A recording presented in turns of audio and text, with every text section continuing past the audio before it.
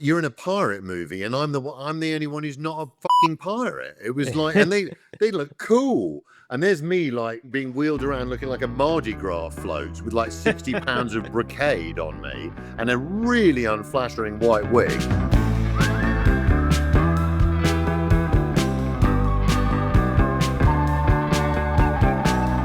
Hi Jack, welcome to Half the Picture. How are you doing today? I'm very well. Nice to meet you. How you doing? Nice to meet you too. I'm doing very well. As we were saying before we started, I've been a fan of yours for years. I mean, going back to the days, of course, to Commodore Norrington in Pirates of the Caribbean, and before that as well, Coupling and This Life, and Mr. Ripley and all sorts of incredible stuff. You're a bit too young for This Life. No, someone texted me yesterday to say that it had been 30 years, which makes me feel even more ancient than I normally feel. So there we are.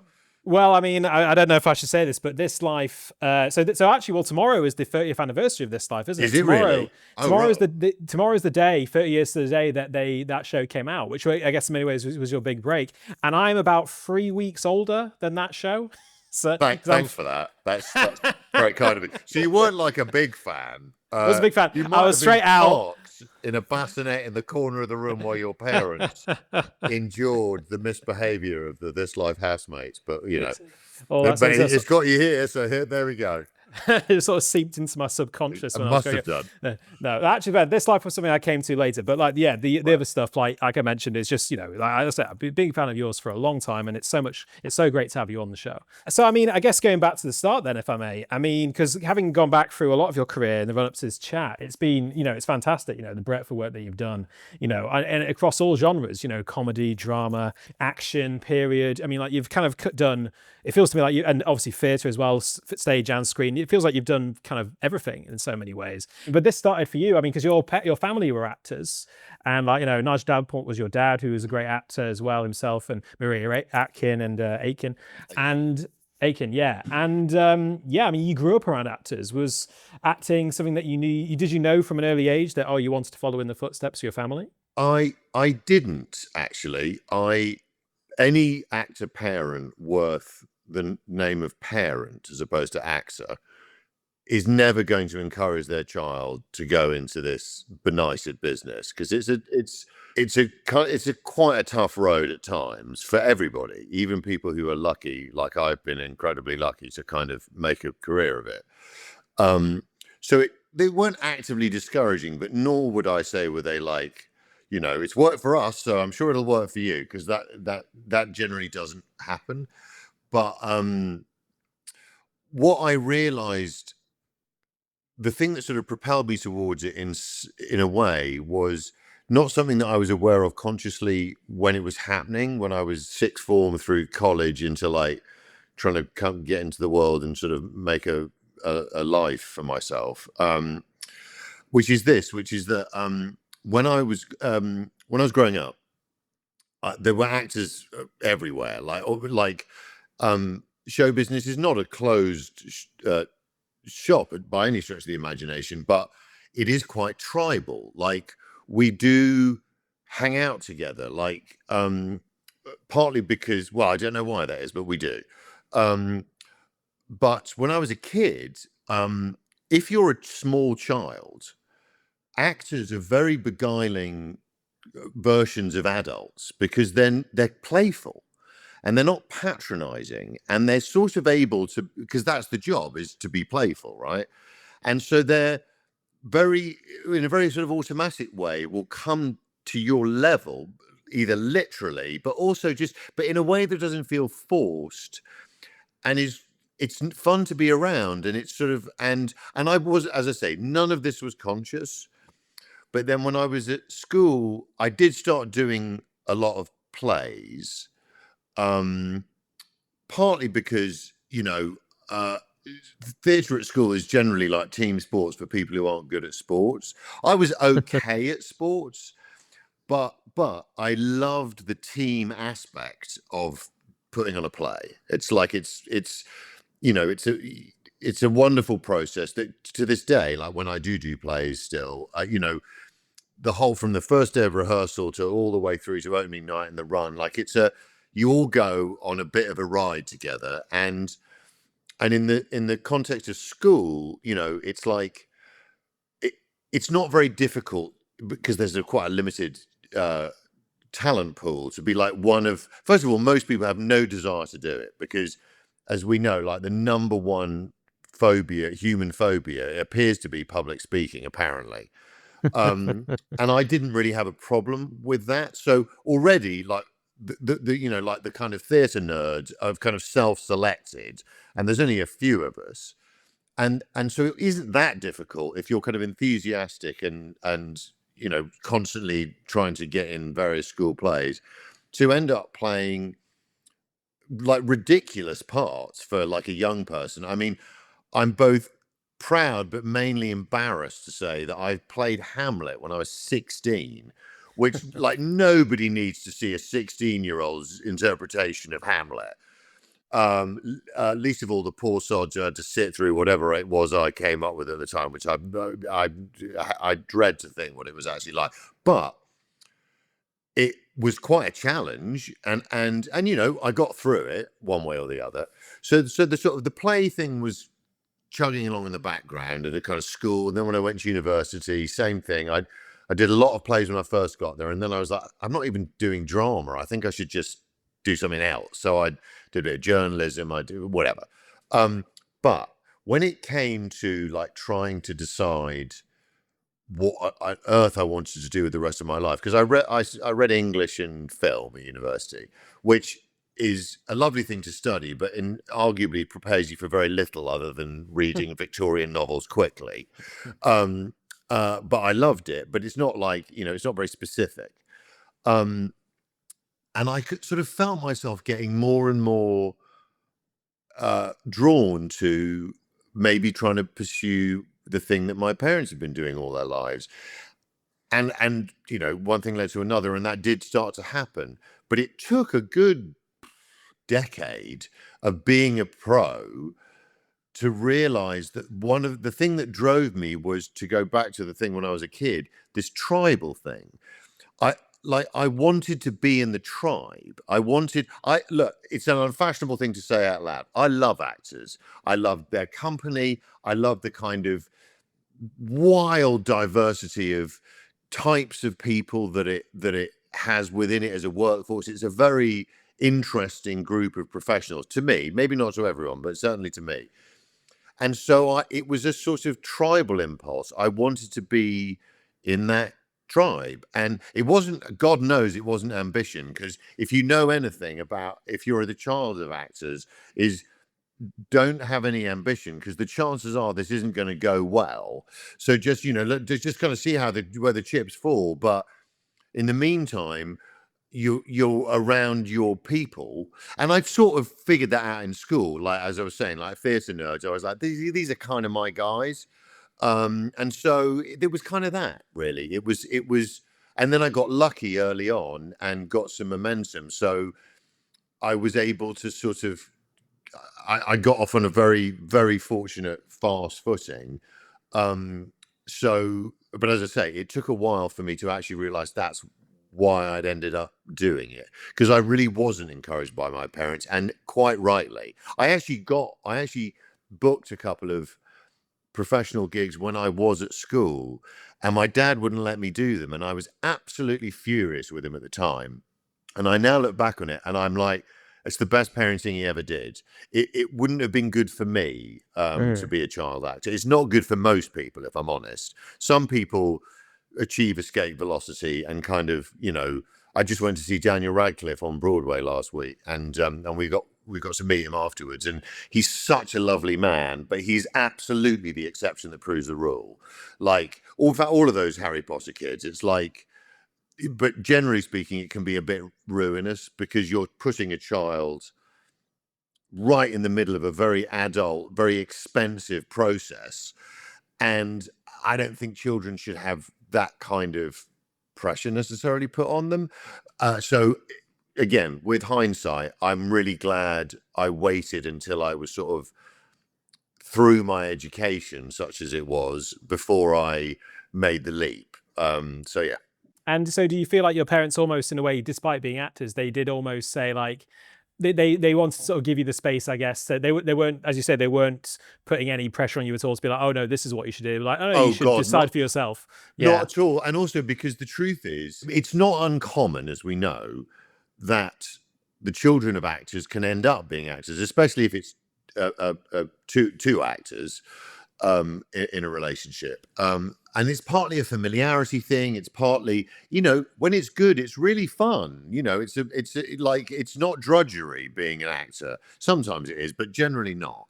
But now I'm much older, and I've got colleagues, and we've all got kids. I mean, my son's 16, but I've got friends with adult children, some of whom have become actors. Like, that's quite an astringent moment when, like, this person you knew as a toddler is suddenly like on a TV series with you. It's very hard to process. But the thing is that, and I always ask them about this, I'm like, when did you know they were any good?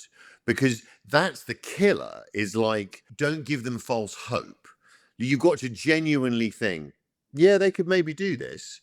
And it's, and it, I can't believe I'm about to invoke Simon Cowell here, but I know he's playing up to a sort of, he's just playing a role on that show, but there is an aspect of his, like, pulling no punches assessments of things that he sees.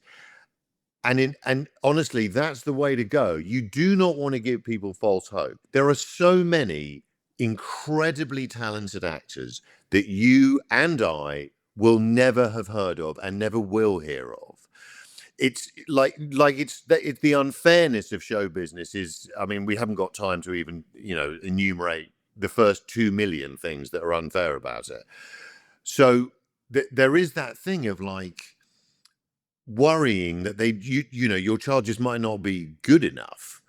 And the only instance I know of my parents really ever discussing it is, I did a Ben Travers farce. Ben Travers was a sort of mid-20th century playwright. He wrote a lot of farces. Farces are actually very difficult to write because they're structurally, and if you get it right, it's like, for my money, it's like the most delirious experience an audience can have in a theatre. But it takes a very specific kind of writer to be able to do it. But I did this farce, and it was, it's like a farce. It's fast paced and bang, bang, bang, and lots of gags. And my dad came to see it. My mum was away working. That's another thing that happens with actor parents. They're either there all the time or not at all. And my mother didn't tell me this for years afterwards, but my dad had come to see the play. He's at the end of it. It's not like he didn't say well done. He did, but, like, he was, I think, probably calculatedly quite dispassionate. Like, he wasn't like, wow, that was amazing, but he was like, good, nice job. But then he called my mum quite late at night after he'd seen it. They'd been long divorced, and so she was quite surprised to get a call from him at all. And she picks up the phone, and he didn't even say who it was, and he just said, the boy's got timing, and pretty much hung up. Which is that's about the only and best review I got from, but in a way I was like, that's a big deal, actually. Like, and so I guess that was his way of going, well, maybe, like, it might not be you might not be in a hiding to nothing. But as I say, they were quite cautious about encouraging it. And so that's a perfect example of that. But then, as an actor, as you say, like, you did get off to a really, you got off on a really strong foot. I mean, like we were saying before we rolled, but, like, tomorrow is marks the 30th anniversary of This Life, which I guess in many ways was your big break as an actor. Totally, yeah, on the BBC, this sort of comedy drama show following this gang of mates, quite sort of unprecedented, it must be said, in sort of British television, especially at the time. You guys kind of got catapulted up when that show sort of took off. It took a while to build up that momentum, and then it took off. And I guess, like, looking back, as I say, like, that was in many ways your big break. I mean, like, looking back on the show now after 30 years, like, what's your relationship to that now? I mean, especially as, I guess, like, it's kind of scary that tomorrow is the anniversary. It's quite scary. Yeah. We don't need to dwell on the actual raw numbers there. Look, I look back on it with incredible gratitude and deep fondness because um, there's something you have to remember about that show, which is, again, this is like frighteningly how much it's dated. That show predated the internet, right? Just, but it did. But it's a really important thing to remember when one considers the way it was received and how it was kind of how it was approved of, as it were, by kind of cultural gatekeepers in that era. Because in those days, there were cultural gatekeepers. There were newspapers, there were magazines, there was a bit of, I guess, kind of pop culture television somewhat.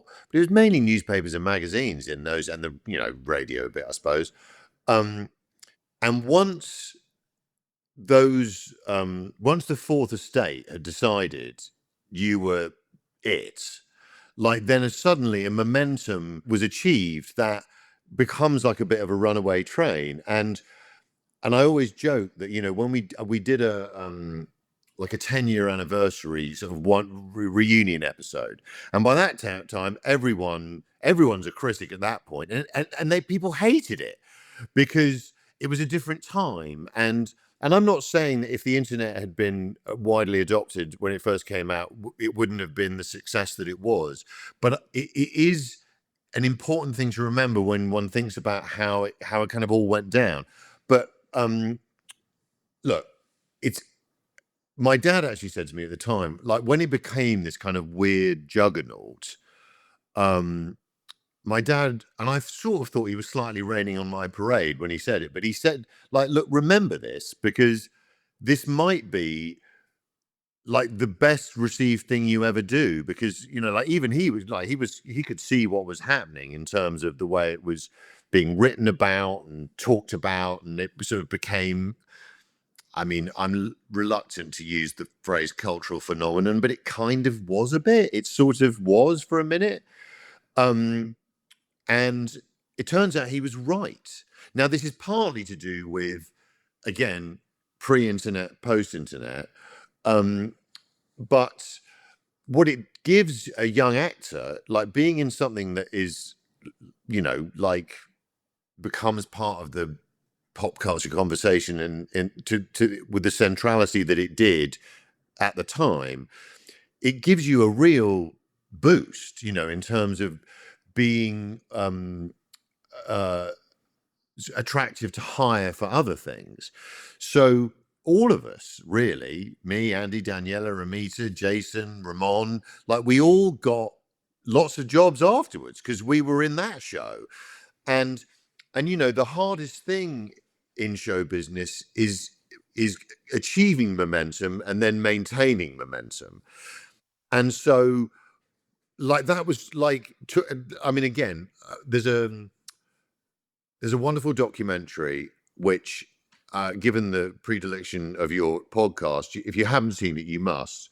Very few show business couples merit like a 6-hour documentary, but the marriage of Paul Newman and Joanne Woodward, I would argue, 100% merits it. I've heard of this. It's an amazing documentary. Ethan Hawke made it at the height of COVID, and I'm sure you can find it somewhere. It was on HBO, but I'm sure it's somewhere. And you'd probably really dig it, given the people that you've had on this show. Like, it seems like something you'd be into. But one of the things that it is quoted quite early on in the doc is that Newman's being interviewed about, his illustrious career, and how did you do it, Paul, blah blah blah, and he's like, look, there's sure, I can walk and chew gum, and I'm also, he didn't say this, but I'll say he was the most handsome man maybe that ever lived. I mean, pretty much, right? Pretty much, yeah. But he said, but the thing that no one ever really is willing to fully acknowledge is the role of luck that's played in any successful show business career. So much right place, right time has to occur that it's, in some ways, it's completely disempowering, and in other ways, it's quite liberating, because you're like, it's all a fucking crapshoot. Can I swear on this, by the way? Yep, Oh, okay, absolutely. great. You go for it. And so I got really lucky, like straight out the gate. You know, it was like I got a royal flush first time, and it was like, shit. Okay, I better ride this pony. And so yeah, it was. As I say, I'm incredibly grateful. I've remained friends with them all ever since, and because for all of us, it was our first. Like we were all unknown. Like it was all our first big job. Andy and I were the youngest. We were like all of 22 when we did that first season. We were kids, and we were terrified. You know, these were big parts, and I'd done a movie before that, but I was basically an extra, like a glorified extra. So it was quite a baptism of fire, but boy, did we get lucky, because it gave us, you know, it sort of bought us probably, I don't know, 4 or 5 years of being on lists that people would actually consider you to be cast in things. So, and you know, you don't stay on those lists forever. Like you've got to kind of keep, you know, you've got to achieving little sugar highs in your career for people to remember who the fuck you are, really. Now you said I can swear, I'm not going to stop. Yeah, you go for it, mate. I mean, the you mentioned the cast. I mean, as you say, like the whole show. I mean, like revisiting it for the run up for this chat, it is a perfect time capsule, as you say, of the time, and also of, like I say, the people who made it. Because obviously you guys were young. I mean, like you and Andrew Lincoln were like 22, which is insane, you know. And you guys were in this primetime show. Obviously, it was a big break, as I say, and like the energy of the whole piece is absolutely youthful. It was quite a lo-fi setup. The camera operator was just kind of, there was not much framing. It was kind of just like focusing the actors. You guys kind of led the sort of the direction, if you like, I guess, and the cameras would kind of follow you. And I guess, what was it like, I guess, that you say you've stayed in touch with the rest of the cast? I mean, working with those guys, like, so it must have been a great amount of fun. It was really fun. Once we'd all got over our initial, you know, terror, imposter syndrome, like, you know, like you're suddenly in the middle of this thing, and you're not wrong. It was relative to, I mean, looking back on it, it was the most low budget, lo-fi thing you can imagine. And to, like, you're right to have clocked the, I mean, the shaky camera work thing was very much a sort of trademark of the show. But the truth is, they did it for a reason of expediency. It wasn't some grand aesthetic choice that was meant to kind of, you know, crank up the kind of verite dials. It was simply this, which is that the average TV show shoots probably, on a really good day, like 6 pages of dialogue a day, probably more in the 4 to 5 range, right? Takes time. You've got a light, you've got to move the cameras. I mean, it's got faster and faster and faster over the years. Anyway, that's the average, roughly. We had nothing to compare it to. We were shooting 11 to 12 pages a day, which is like the sort of speed that they used to do on like old-timey soap operas, but they've got like 5 cameras, and you know, and it's all, the sets are all pre-lit, and it's a completely different, it wasn't, I mean, you could say that This Life is a bit soapy, but it wasn't a traditional soap opera per se. So what they would do is, we'd rehearse the scene, the camera operator and the director would kind of look at what we were doing, and then, having seen where we'd all landed in the space, they would choose an angle from which to shoot it. And they would shoot, as you do classically, a wide shot, and then come in from maybe a medium, and then pick off whatever close-ups that were best from that angle. And by that time, the camera operator is very familiar with what the action of the scene is. And then he's also noticed like incidental details, like someone picking up a drink and drinking it, or stubbing a cigarette in an ashtray, or whatever it was. So then they would do a final pass where he would whip it around, which is the poor focus puller, and sort of land on these almost like extraneous details. And the reason they did that was because if you cut in and out of that whippy take, it looks like you've moved around the room. and you've shot from another angle, but we didn't have time. So it was for speed purposes, but of course people took it to to be the sort of commitment to realism. It was really a commitment to economy as much as anything else. And so that, and then the other thing you say about the kind of youthful spirit of it, and one of the things I loved about the writing from the get-go was it didn't feel very written, which is the best writing feels that way. I mean, dialogue writing. But it didn't it sort of fall prey to the usual tropes of kind of TV drama, in the sense that all of our characters took copious amounts of recreational drugs. No one ever had an overdose. No one ever there wasn't this kind of moral position like this is bad, and therefore if a character does something that society deems bad or illegal, bad things will happen. We all had great, fistfuls of sex with inappropriate characters, and there was but no one suddenly got some terrible STD or anything like that. It was, and that's not to say that those things don't happen in the real world, but statistically, it doesn't happen more often than it does happen. And I think the audience for whom it was intended, again, it might not have been conscious, but they were like, yeah, that's more like my experience. I do shit like these characters do, and sometimes I have a rotten day afterwards after I've taken fistfuls of ease or whatever. But I didn't necessarily die, and so I think people like not being sort of patronized by that kind of slightly outdated moral architecture that a lot of television drama to this day, and so actually no, we're well past that now, but that's not true. But back then it seemed somewhat groundbreaking, I guess. Yeah, that it didn't fall into that typical melodrama. And as you say, like people really responded to it, and like I say, it became in its own way a phenomenon. Like I think even at the height of it, like I say, when I was reading into this, like researching this, like at the height of that sort of popularity, I want to say you guys, like the whole cast, like you all ended up at Elton John's birthday party, right? He was a fan, and well, one of the things, I mean, a few times in my career, I've been fortunate enough to be in things that really broke through. It doesn't like nobody has a 100% hit rate. Like there's TV is like a 90 something percent failure rate, like statistically. So if you do break through, it's unusual, right?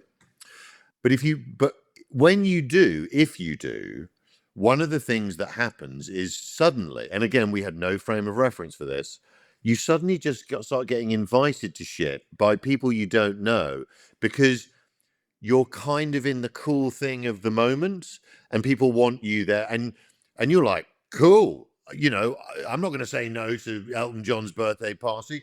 We got Richard Branson invited us to his house for something. I mean, like, and theater openings, movie premieres, like, and you're like, okay. I mean, like 10 minutes ago, I was just some snot-nosed student in Norwich, and now suddenly, like, people, and you learn very quickly that it's, you are to some degree being used, but you don't care when you're 22. You're just like, fuck it, I'm at Elson's. So yeah, it was fun. It was really fun. Yeah. And was Elton? So was he a fan of the show? Like, what was that experience like? I think so. I think he must have been. Yeah. I mean, it was enormously popular, but not like. Well, I think like 7 odd million people watch it on BBC Two, which is a lot. But they were like young people and hateful word, but like tastemaker types. And journalists loved it because, frankly, they thought it was sort of about them. Because lawyers, journalists in those days, this quite sort of late night swashbuckly, hard drinking, hard partying professions. And I think a lot of journalists were like, this is like my life. And I like the show, and they had a platform. So it was written about ad nauseam. I mean, so much so that when by the time we came to the end of season 2, and it was still this thing, I remember there was this strange period where the question of whether or not we would do a third season was being hotly debated in like the op-ed pages of the broadsheets, which is absurd. It's absurd. But that's kind of where we were at in that moment. So, and as my dad was right, never again.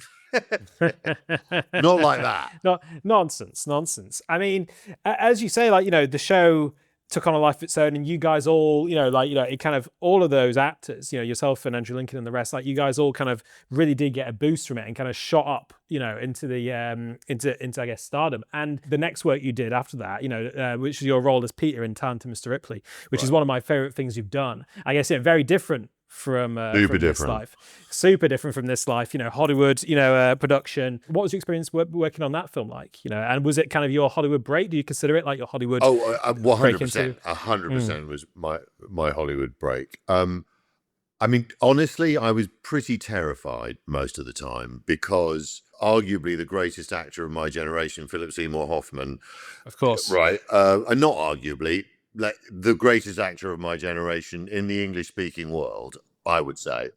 I would say so. With absurdly a smaller part than I had in that movie. Although, boy, he is indelible in that film, as he was in everything. But I was all of them. Gwyneth, Matt, Jude, Kate, Blanchett. Let's not forget her. Of course. Phil. Like they were already. They'd already kind of broken through, and I'm like this kid who's been in a show about lawyers on on like the second channel on the BBC, and I was terrified, if I'm completely honest. It was a lot. And I did the best I could. I feel like my sort of my fear didn't hold me back. I mean, Anthony Minghella, may he rest in peace, was one of the most gentle and creatively igniting people I've ever had the privilege of being around. I mean, it's not like I was thrown to the wolves and left to my own devices. Anthony was fully aware of like this was quite a step up for little old me. And he was, he creates the conditions for me to be able to do my job the best I could at that time. But I did, my abiding memory is just being like, also the other thing you've got to remember is, it's very, very location heavy movie. And, it's so, in some ways it's like a love letter to Italy. I mean, that was, Anthony would have been the first to admit, like, he makes The English Patient, it wins 9 Academy Awards, and then like they're like, "What do you want to do?" And he's like, "Well, actually," and so it was something that also can never, in this film economy of this day and age, like it was a big budget art house film, which they don't exist anymore. They just don't. I mean, they barely existed then. They certainly don't exist now.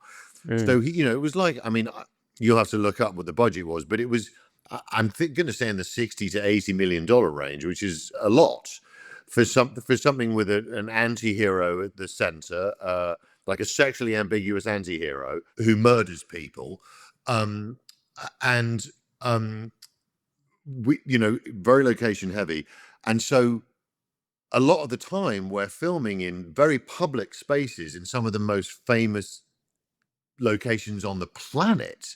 Like I did my first day of filming, I was doing a 4-page scene with Gwyneth and Kate at the bottom of the Spanish Steps in Rome in the Piazza di Spagna. And they'd convert overnight. We rehearsed it the night before. It was meant to be like a cafe terrace. And we'd rehearsed it the night before. And then overnight they changed every single shop front to 1958 or whatever it was. And we came in the next morning, rehearsed again, so just to kind of lock down where they were going to put the camera. And then we went off for hours so they could light. And then when we came back, there were thousands of people watching, thousands. And they're Italian, so they're not quiet. Like, and you know, and it's hot as hell, and I'm generally wearing a duffel coat and a sport Yeah. coat, and so it's hot. That my experience in that film was a bit like trying to do street theatre with, you know, Mick Jagger, because you're invariably doing a scene with one of the most famous young actors on the planet. There's a minimum of a couple of thousand people who just stand it. They always had to rope off the areas. I shot a scene with Matt in St. Mark's Square in Venice. So there's already teeming with tourists. And then they roped off this area, and the people were like 15 deep. And we're just trying to do this thing. And so it was a lot to cope with for me. And I did my best. I haven't seen it in years. I know that one very, very rarely gets to be in any movie which truly, truly stands the test of time, and that one could say is like an all-time classic.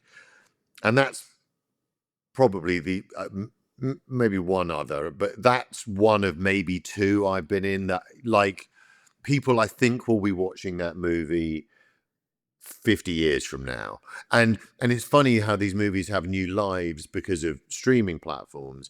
And I remember when like Ripley landed on like Netflix, and then suddenly there's this huge new influx of a completely new audience, and people really respond to that character. And I've always thought that, and it might not be conscious in the way people react to it, but you know, like the simple reading of Ripley is that, you know, he's a kind of parasite of sorts who sort of invades people's lives, and then when things don't go his way, he sort of acts out in ways that are, you know, psychotic, really.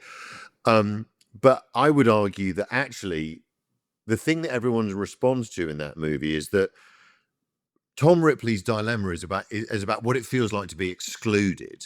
And everybody knows what that feels like. Even the most popular person you know has had an experience where they've been in a situation where they're not in the middle of it. And it's awful.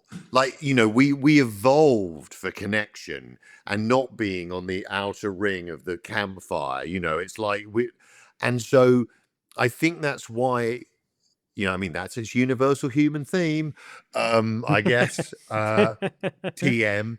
And I think that's why it's got such legs. Also, you know, peak Jude in terms, like, I mean, we just talked about Paul Newman. Like, I think Jude was giving Paul Newman a run for his money in the Golden God stakes. And Matt, you know, like, what a thing to do. Like, come off the back of winning this Oscar for Good Will Hunting, being this newly minted young A-list actor, and he's like, I'm going to play this guy.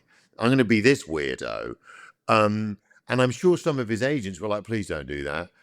And he did such an incredible job, and it's such a delicate, nuanced, fragile, beautiful thing.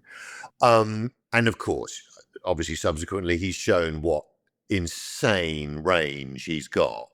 But it was like, in a way, it was a real privilege to be at this witness to like one of the great movie star careers that we know of, probably. I mean, like Matt's filmography is pretty spectacular. And this was the first time he was in a position to make choices, and that's the choice he made, which is pretty incredible when you stop to think about it. Absolutely. And and you, as yourself, you know, I think you do a fantastic job of it. And as well, I mean, alongside all these incredible actors, as you mentioned, and like, despite everything you've just said about how, you know, the scale of the production and the fact that you're working in Italy with all these thousands of people who are just desperate to sort of, I guess, catch a glimpse of what you guys were doing, like, you know, none of that comes off on screen at all. It's such a beautiful, the power of editing. Lyrical, Walter Murch, Walter, a guest you've had on this show, yes, which I was very impressed. This is going to sound, so I don't mean to sound patronizing. I was very impressed that you've had him on as a guest, because only real film nerds understand what a gigantic figure he is in the history of film. Absolutely. And some of the work he did in Ripley is he might not have told you this story because he's the last person to take credit for anything, even though he is really one of the great geniuses. I'll tell you 2 stories about Walter. All right. So obviously he worked very closely with Anthony. I don't know if he can't English Patient, did he? You would know. He did, yeah. Right. He won the Oscar. And he won these Oscars. And he won the Oscar for it, that. right? Yeah. So they had this relationship, and Walter's the kind of well, I mean, you get the rushes. He's doing assemblies, as they go. But say there were 78 days of principal photography.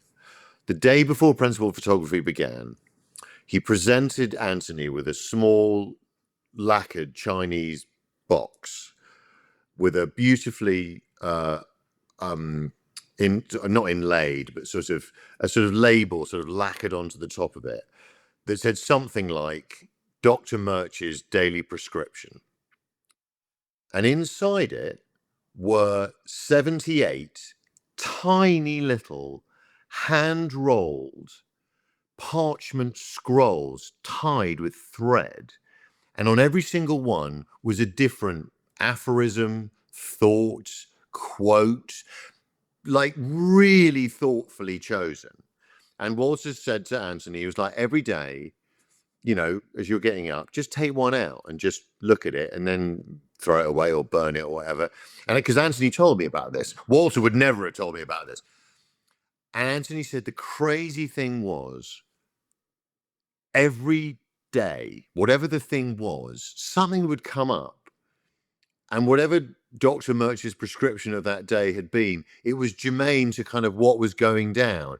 And I'm like, that is such a generous artist to artist thing to do. It just shows his love for Anthony and his respect for him. But to this day, it sort of makes me gasp in its thoughtfulness. And from the point of view of Walter's genius as an editor, we shot a scene that's not in the movie. It was cut from the movie. Me and Matt in Venice in there's some palazzo where I think he's been staying somehow, and the scene starts with the 2 of us going out onto this balcony overlooking like the Grand Canal or something ridiculous. And at the beginning of the scene, I don't know that Jude's character is dead yet. Or maybe I never know if his character's dead. I can't remember. But I certainly, at this point, I don't know. And I start talking about him. And I start talking about him quite fondly. And you can sort of tell that my character, like Matt's, has been very dazzled by Dickie Greenleaf and sort of, But by this stage, Matt's murdered him. And me talking about it sort of sets Matt off. And he goes inside and he's quite very overcome. Because like what he's done suddenly like roars up from the, the base of his spine. And he is incredibly overcome with emotion. And I remember when we shot the scene and Matt like fucking lost it. Like he was really like inconsolably so, right? And it went on in such a way that we sort of, we were, I guess, sort of improvising somewhat to kind of react to what he was offering up. But the scene's not in the movie. However, at the end of the movie, when he has to kill me or be, when he comes over to the bed and I'm saying, say nice things about Tom, he says, say nice things about Tom Ripley, and I start listing a bunch of stuff. And then it fades to black, and you start to hear a bit of a noise of struggle. And then you hear this terrible, terrible noise of like a keening animal, of weeping and wailing, and you're just very, very undone. That's the sound bed from that scene that was cut. And Walter took that and he put it over that fade to black. And then when they fade up on such an iconic final image of him in that thing with those mirrored doors going like that.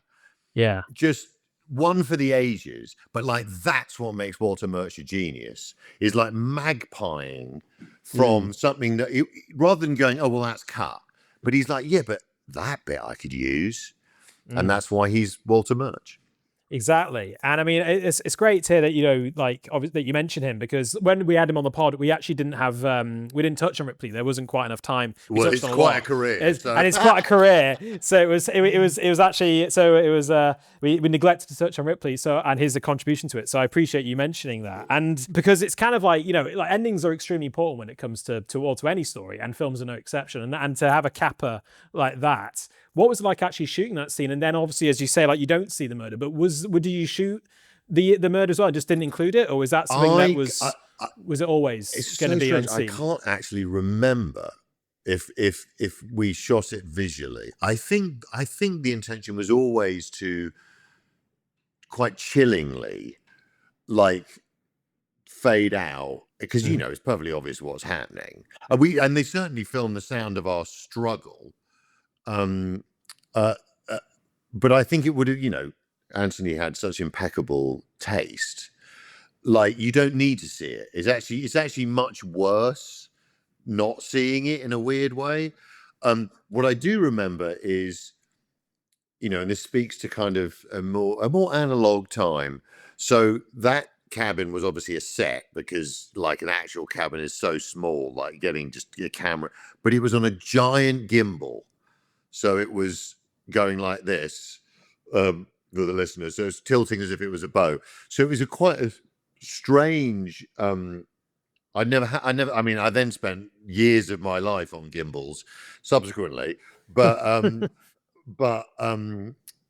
that point I'd never done it, and it was, you know, and you walk in, and we filmed it all at Cinecittà Studios, all the studio work. And I remember the first day I was there, I was just wandering around the back lot, and there's like, just leaning up against walls, and there's just shit from Fellini films just littering the place, and you're just like, I can't believe I'm here. But the gimbal, it was, you know, it was like 15 feet in the air, this great hydraulic thing, and then there we were up in it. So it had a sense of technical grandeur that I hadn't really anticipated, I think. And as you say, all those scenes with you and Matt, I mean, they're so fascinating in the way that you guys play them, because it's all about what's unsaid. It's all about the looks and the glances. At first, you almost kind of like, when you watch it, you kind of like, is there something going on here? And then you go, oh, yes. But then, like, I mean, what was it like playing those scenes with Matt? Because I guess the bulk of your scenes were with Matt. I mean, like, as you say, and he was firing on all cylinders in this very unconventional role. I mean, what was it like playing those sort of quite delicate scenes, subtle scenes with him? Well, in the books, in the Highsmith book, Peter Smith-Kingsley appears, but he's literally named once at a party, and that's it. He's not really a character in the books. And Anthony just took the name, and when we were talking about it before we started shooting, he was like, look, Peter is the only one of these characters who actually knows who he is and is secure in that. All these other characters are flailing around, either because they're sort of clueless rich kids who haven't been confronted with having to have any sense of who they might actually be underneath it all. And in Ripley's case, I mean, he sure as hell doesn't know who he is. And so he wanted this one person to be sort of rooted in a way that none of the other ones are. One of the other actors, I can't remember who it is, I think they meant well, but at the time I was like, oh, don't tell me that. But they said something like, oh yeah, Peter's like Anthony's idea of like a perfect person, and I was like, oh, thanks. That's no help at all. And I think it was partly to do with his musicianship. Anthony was a passionate music lover, and just partly to do with his solidity as a person and his security in his own self, I think. So he got to write this person the way he wanted to do it, with no. So it's a confection of Anthony's own imagination, and I think, you know, yes, those two characters feeling the other one out in terms of their relationship and whether it becomes something more than just sidelong glances. You know, don't forget, in that era, you know, in the UK, it's still illegal to be gay. In Italy, I think people, I mean, very Catholic country, but I think, you know, it's just probably less problematic in that time. And I think there's probably an element of Peter has ended up here precisely because he wants to be who he is, and he doesn't want to hide who he is. So so it was quite interesting, given what I've told you about how insecure I was feeling, like as Jack making the movie, that I'm meant to be like the most secure character. So it was a bit of a stretch. So, and it was a bit like, I'm the one meant to be like leading, not leading Matt along, that's wrong, but like, just sort of steering the ship a bit in terms of how these two get to the next stage in a relationship, which is even in Italy in that time, it's all, it's very kind of, we good? Is this what I think it is? Are you who I think you are? It's because people had to be very, very careful then. It's sort of, it's always, well, we were talking before this, I'm obviously an old Gen X, so you're a millennial. Like it's one of the things that I love about, like, one of the few, like, very positive social changes that's taken place sort of in my adult life is that millennials and below, they couldn't give a shit who anyone loves. Like, it's like not an issue for you guys. And like us Gen Xers were like the last generation where it was still, not a cakewalk necessarily to like come out and for people to be like, oh, cool. So, it was really not that long ago. And so it was kind of interesting to play someone who, in some ways, I suppose, in terms of his sexual identity, was rather ahead of his time, I guess, is a way of looking at it, or secure enough that he didn't feel the need to hide it. Yeah, and that's what's so makes the ending so tragic, is the fact that, as you say, he is kind of, in a way, he's an innocent in a lot of ways, and Ripley knows that.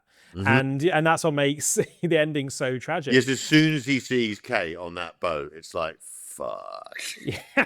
It's like he knows the deal. Yeah, he knows the score, and it's like, oh, great. Yeah.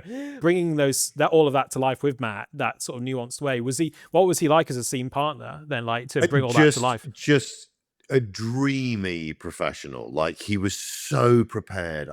Like, Ripley's quite gaunt and physically gaunt, and Matt was like, it was like a sort of sad chicken breast and a salad every night and 5 miles on the running machine, and like he was so, and like hours every night looking at the next day's scenes whilst eating a sad chicken breast.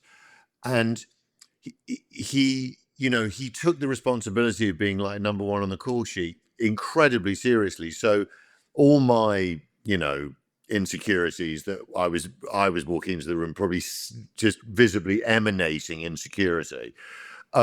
He really put me at my ease, and it was, quite quickly I got over the like, fuck, I'm doing a scene with Matt Damon.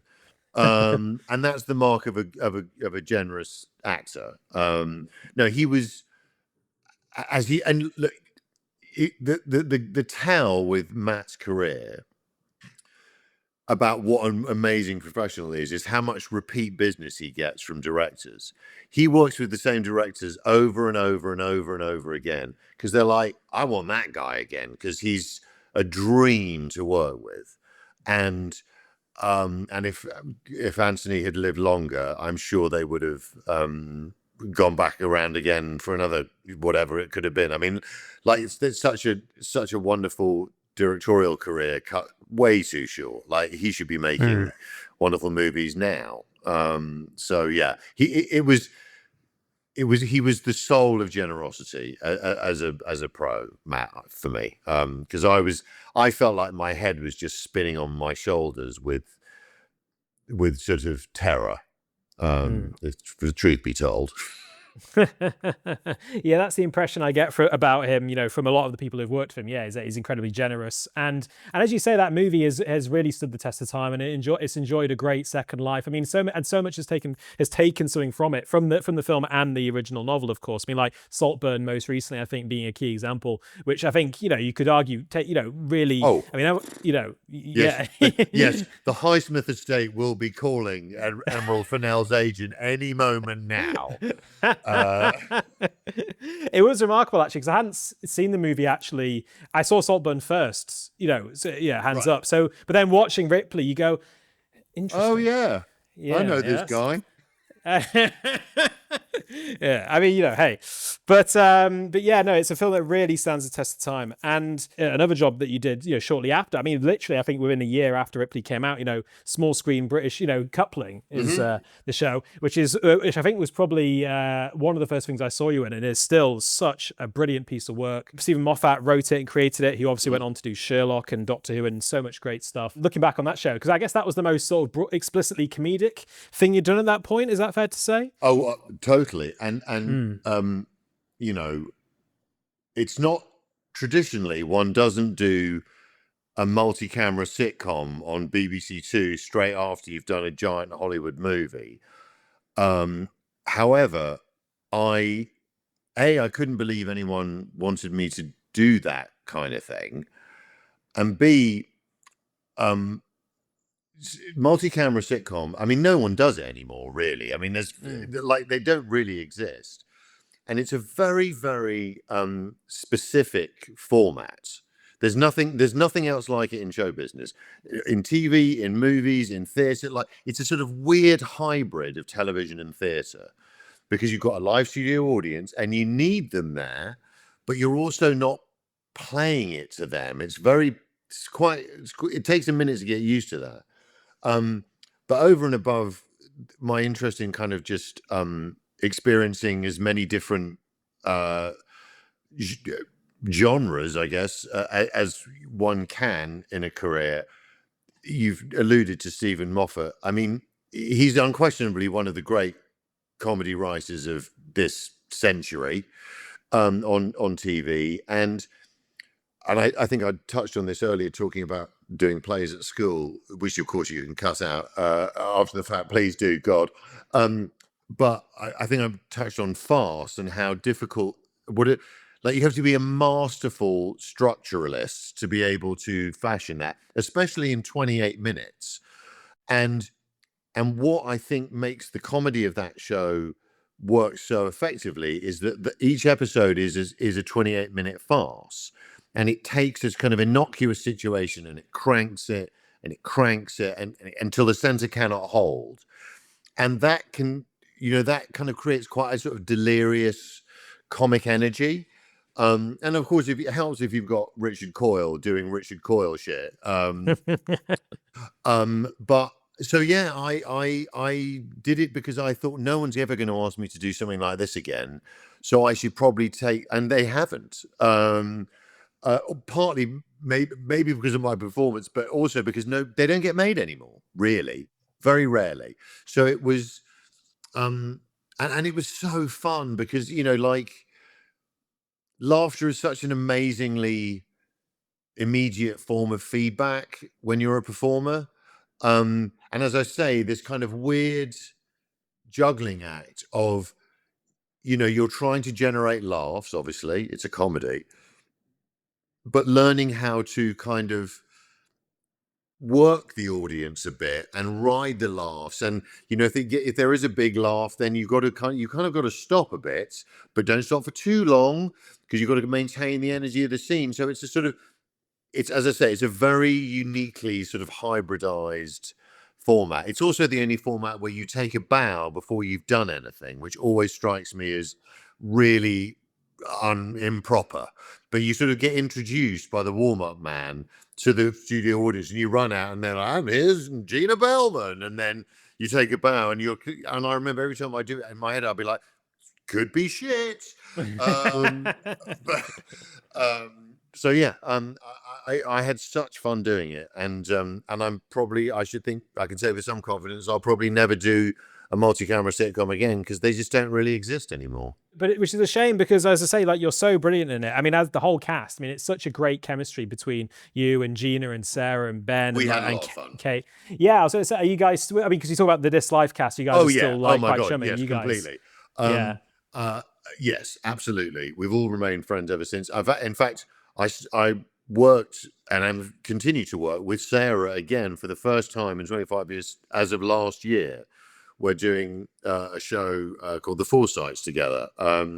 So it was really kind of like, oh, here we come full circle, and now we're like parents, and we've got nearly adult children, and it's like, oh God, Steve and Sue have come a long way from. So it's, you know, that's one of the nice, again, the tribal aspects of being an actor. One of the lovely things about being an actor is that, and I suppose it's the sort of nature of what we do, but you can work with someone very intensely for a period of time and then not see them for 20 years, and then when you see them again, you're like, anyway, as I was saying, and you just kind of pick up right up where you left off, and so yeah, again, and also this, the live studio audience thing, you are forged in a very particular fire because it is live, and it's, you know, and of course it's not quite the high wire act that theatre is, because you can make mistakes.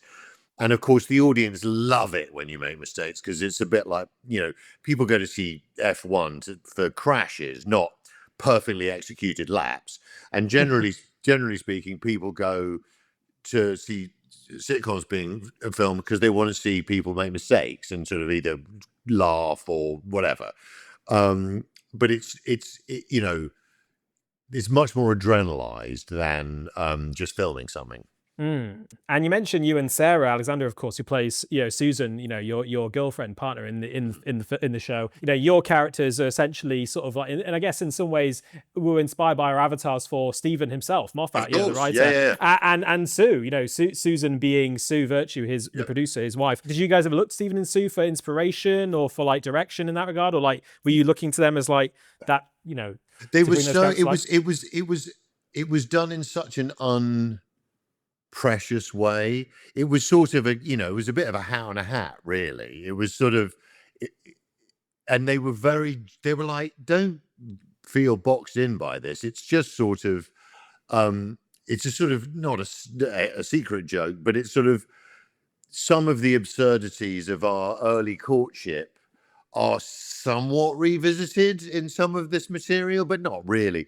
But I will say there is one similarity that my character Steve had with Steven, which is that Steven's own, like when you're with him, his personal comic energy can be quite ranty. And when he gets ahead of steam up and he sort of goes off on these flights of fancy, which he would write for me, but like once a season. And there's generally an episode where I go off for like, which is again, to the live studio audience thing, it's like a full page or 2 pages of just me droning on, sort of, you know, it's a bit of a kind of comedy slalom. And that was very much borrowed from his own. I mean, he's very self-aware, Steven, and he knows that's kind of how he sometimes can be. So I did get that part of him, which is very true to Steven. So like the lesbian spank inferno ran and the cushion rage and all that. The cushion rage, definitely.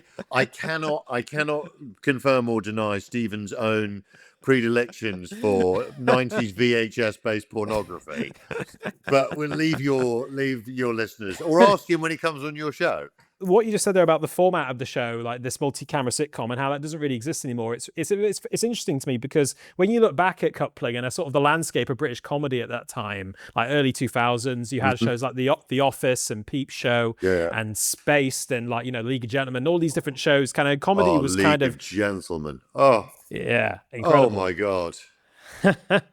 I mean, what a work of art! Like those guys. I think they're 3 of the best actors ever to have lived. Like, there's nothing they can't do. Nothing. What a show! But yes, all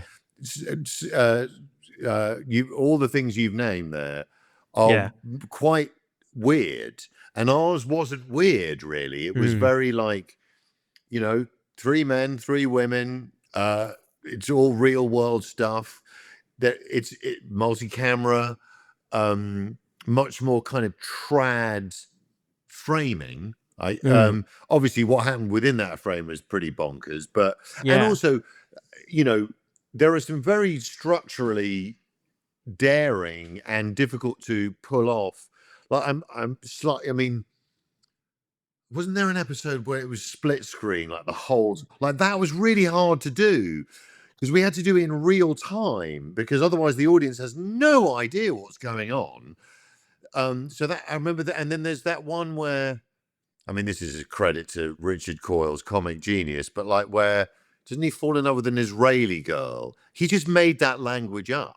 Steve didn't write that. That was just Rich, just saying weird shit. Maybe that's wrong. Steve will be furious that I said that, but I'm pretty sure. Anyway, so there was some. It was structurally quite daring within that kind of 20-minute format, but it's. I mean, that and say League of Gentlemen are very like apples and oranges, but like, just you said that just reminded me of like, I'm to this day, and you can't get it anywhere. Like this, it's not streaming anywhere. It's like, it's almost like the master tapes have been like reabsorbed into Royston Vasey and we're never going to see them again. I'm sure they're somewhere, but you can't stream it anywhere. Isn't it on iPlayer? Can you not get it in the US? I don't think you can. No. Someone told me that there's some rights issue that they're like, I don't know. Those guys obviously own it, and quite rightly, they don't want someone just getting it. I mean, I think it's one of the great achievements in British television, let alone comedy. So yeah, no, I can't find it, and I occasionally drone on about it to someone over here who's never heard of it, and I'm like, no, you don't understand. A, this is the most British thing you've ever seen in your life, and B, they're three of the best actors that you will ever see anywhere doing everything and anything. Like every time any of them does anything, I'm always like, okay, where can I see it and when do I go? Because I just love them all. Anyway, have you been following like Inside Number 9 and like Psychoville? I was quite late to Inside Number 9, but yes, and yeah. I mean, if I'm feeling particularly sad, I will watch. There's an amazing series of outtakes from that Peter Kay series in a car, where Reece Shearsmith is in the back singing along to Mr. Bombastic. Look it up. It's spectacular. It's spectacular. I've never heard of this. This is incredible. I've got Seriously, to check this out. go after this. First thing you do, go and watch that. It's just because Reece Shearsmith's so funny that Peter Kay and the actress, I can't remember her name, which is terrible. They just cannot keep it together. It's just a series of outtakes because the other two just can't stop laughing because Reece is he's just making shit up. But it's it's a testament to his comic genius, really. He's brilliant. I mean, he's so good. I mean, like, I remember even if you just watch like his little roles, like in stuff like Space, when he's doing the Robot Wars stuff. Oh yeah, I hadn't thought of that. All that stuff. All of that stuff. Or just everything. But yeah, I mean, that whole landscape of British comedy that was kind of changing, as you say, like Coupling was kind of planting the flag down. The format was quite traditional, like that camera setup. But then, like you guys and Steven were being so inventive with the structure and inside that. It's a shame because it doesn't always get recognized. I feel personally, I don't always feel people, when you talk about the comedy from that time, like the great comedy shows of that time. Well, I think that I think it's partly because it is in this rather more trad rapper with a W, not what I'm saying. And all those shows you've just listed, it's like Smack the Pony. I mean, it would be remiss of me not to mention something mortifying that my dear wife was in, but Green Wing, of course. Like those were such paradigm shifting shows, like in the way that we'd never seen anything like that. So I think probably that's what it is. That said,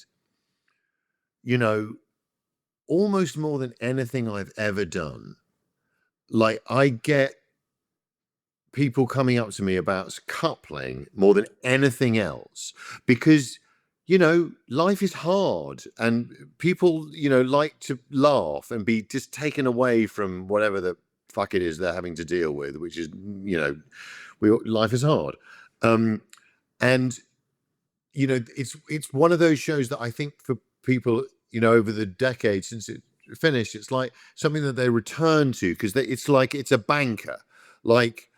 And so I get the sense that people have watched it over and over and over again, and it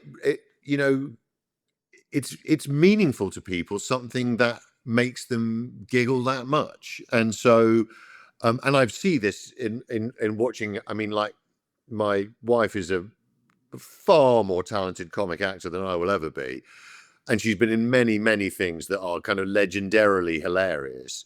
And watching people respond to her in the world, a lot of it is to do, like, the sort of love she gets is because she's made people laugh so much, and that's a powerful thing, I think.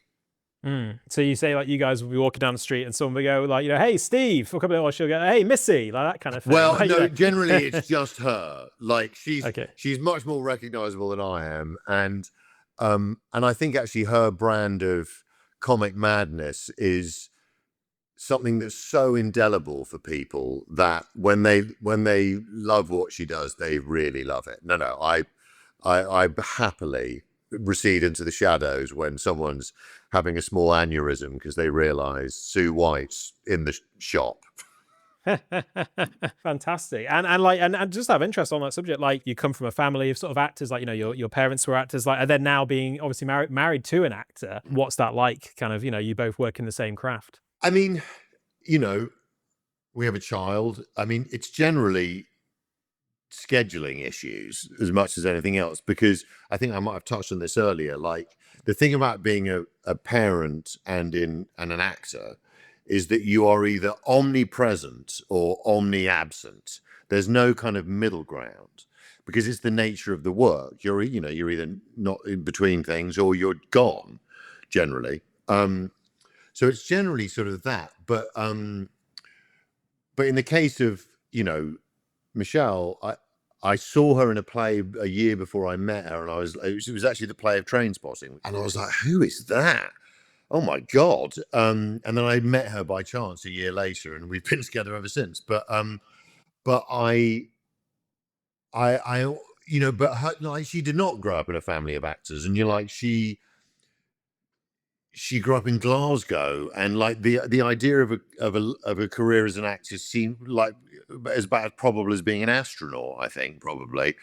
But she's just so, her sort of raw, unique talent is so undeniable. Like, she really is kind of one of one in terms of what she brings to the party. And funnily enough, she'll be embarrassed that I tell this story, but she's not here to stop me, so I'm going to. But but I did a show a few years ago with I'm not going to name this actress because then because she'll be embarrassed, but she's a wonderful young, very funny actress, and we had lots of scenes together, and for ages I was just really enjoying, like, how kind of inventive and brilliant she was. We'd chat away, between setups, and after about a month, she's a little older than you, but not much. And she said, "Oh, can I tell you something? I've been dying to tell you this." And I went, "What?" And she said, "When I was a kid, I would watch Green Wing." And she was like, and I wanted to be an actor, and I knew I was kind of a bit weird and funny. And she went, "Until I saw your wife in that show, I didn't know that women were allowed to behave like that." And it sort of opened a door in my mind, and I was like, and it just kind of changed. It was a paradigm shifting thing for me, which is probably the nicest compliment I've ever heard. And the thing is I sort of feel the same way. Like, she's so unique and indelible in almost everything she does, and everything she does.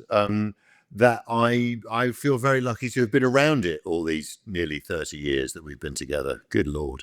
Oh, that's so sweet. Well, I tell you what, if Michelle ever comes on the show, I'm going to tell her you said that. She'll be livid. Well, Don't make her angry. I've seen why. No, she's absolutely, she only plays terrifying people. She couldn't be less terrifying. I mean, so Coupling wraps in 2004.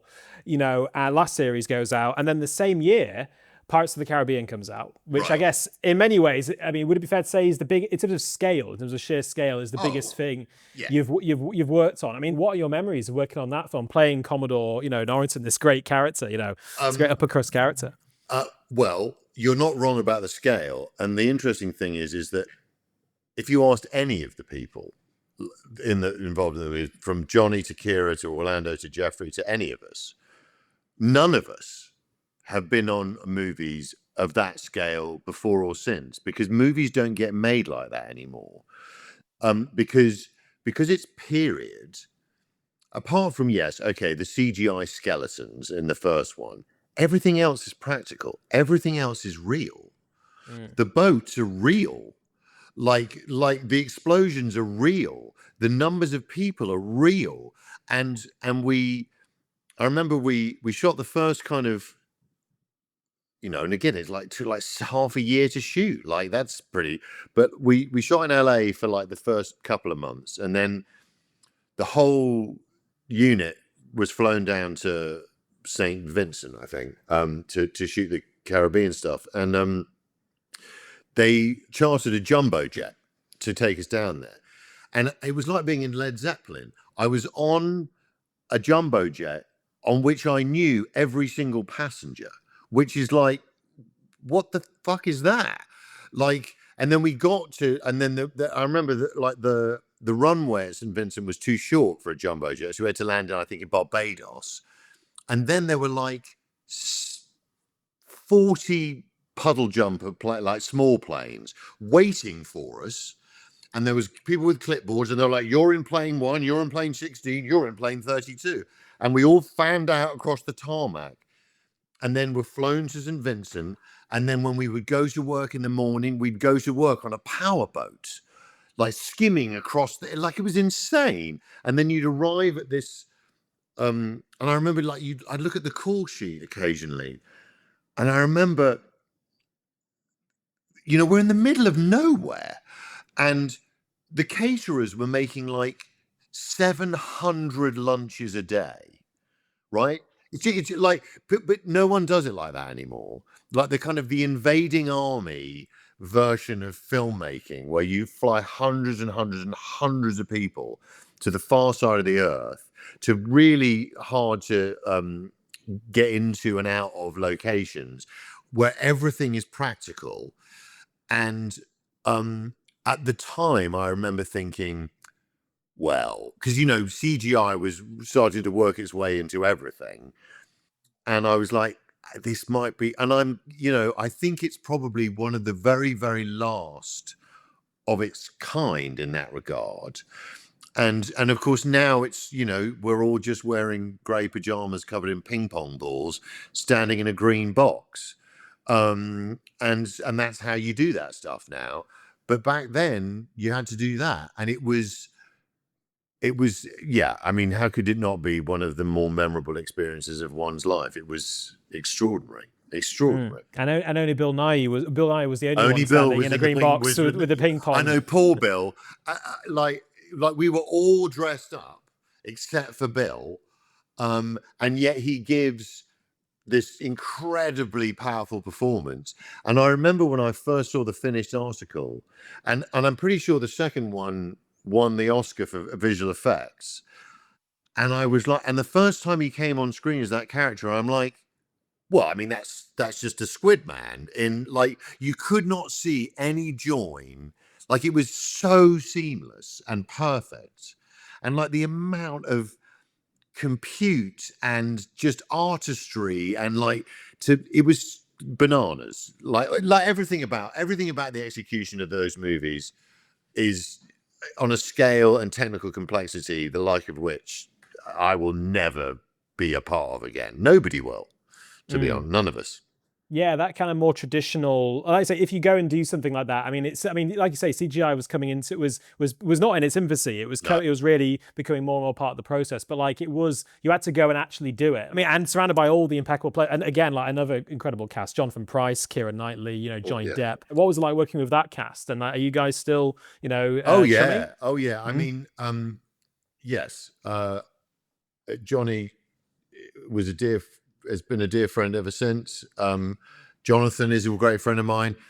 Keira, our worlds have somewhat collided again over the years. I mean, she was 17 when we did that first picture, which, think about that.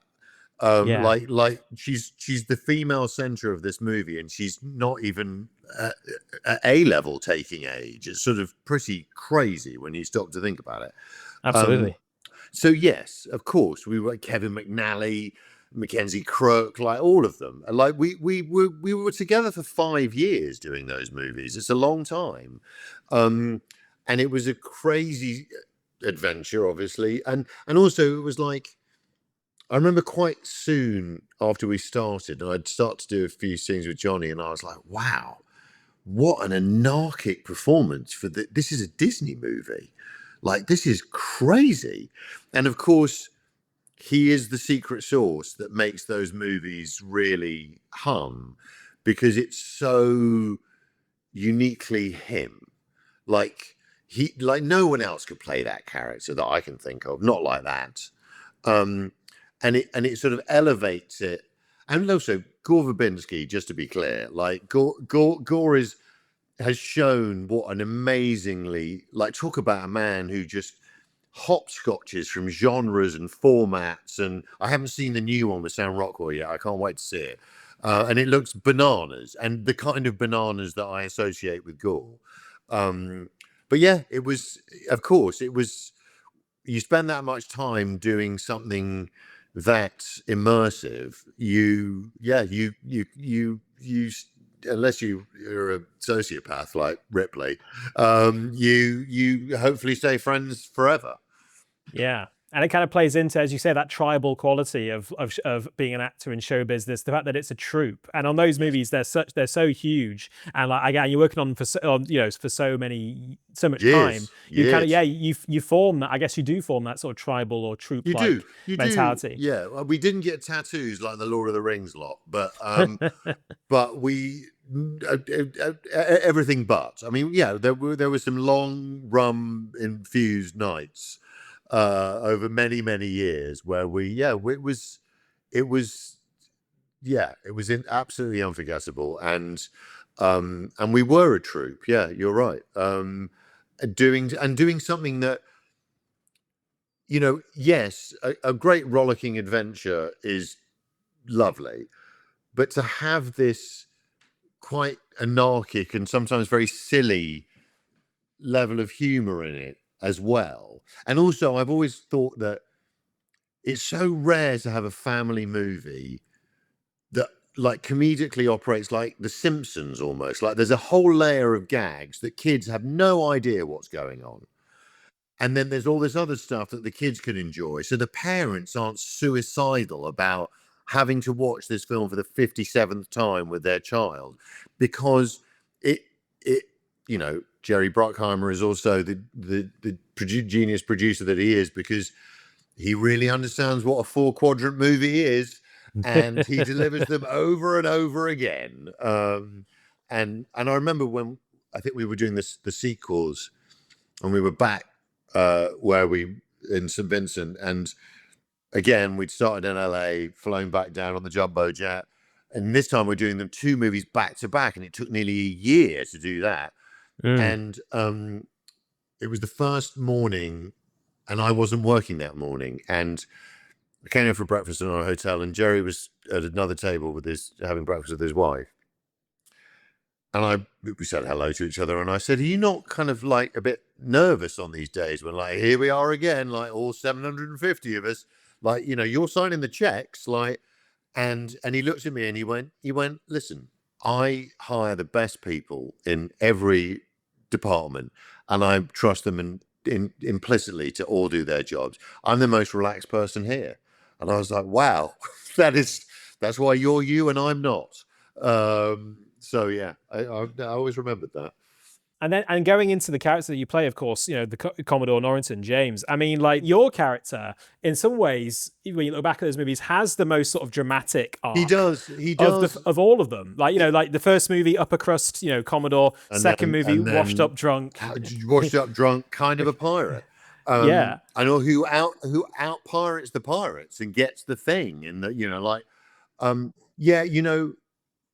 obviously we didn't know we were going to do sequels when we did the first one. And I had no expectation, even though it's a sort of standard contractual thing, I was contracted to maybe do a sequel, but like that's just, you know, the pro forma thing really for everyone. And I didn't really necessarily, I had no expectation that they'd ask me back. And then they did. And then I got the script for the second one. And I'm like, oh my God, like this is like a different human. And it was such a fun, it was such a fun turn to be able to kind of play with. And also, you know, I've alluded to the comedy of it, but like, you know, obviously people come for the buckling of the swash mainly. And I remember the first time I read the script for Dead Man's Chess, and I got to the bit where the mill wheel sword fight with me, Johnny, and Orlando starts. And it starts on a beach, I think, and it's like, it says like Jack Sparrow draws, Will Turner draws, Norrington draws, and then we're in a kind of triangle. And then it just says, and so begins the most kick-ass, incredible sword fight in cinema history. And I was like, oh, what's going to happen here? And then, and it was not a simple thing to shoot. I mean, that took nearly half a year to shoot because it was different locations, different elements.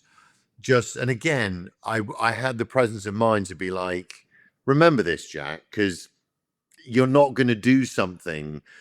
Thank God. I mean, it's also physically very demanding. Well, I was going to say that I remember you saying at the time that like the Dead Man's Chess shoot, specifically that sword fight, was, I guess, the most challenging, physically demanding thing, part of a job that you'd done. I mean, is that still the case? Because yeah, I think it is, because sword fighting is a very explosive physical activity. So it's I suppose in modern parlance you call it high intensity interval training. And also I'm dressed, I've got a wool brocade knee-length coat on, and it's 1,000,000 degrees, and I've got a wig on, and we're running like lunatics. And a few times I think I fainted just from sort of the heat. And I remember we were filming in Dominica, and I got so dehydrated that at the end of the day, I was back at the hotel, and the unit medic came to my hotel room with like a drip, like a saline drip. And I just sat in my hotel room on a drip to kind of rehydrate me. Because it was, and then like on the wheel bit, I remember they built a wheel, a real one. It wasn't CGI.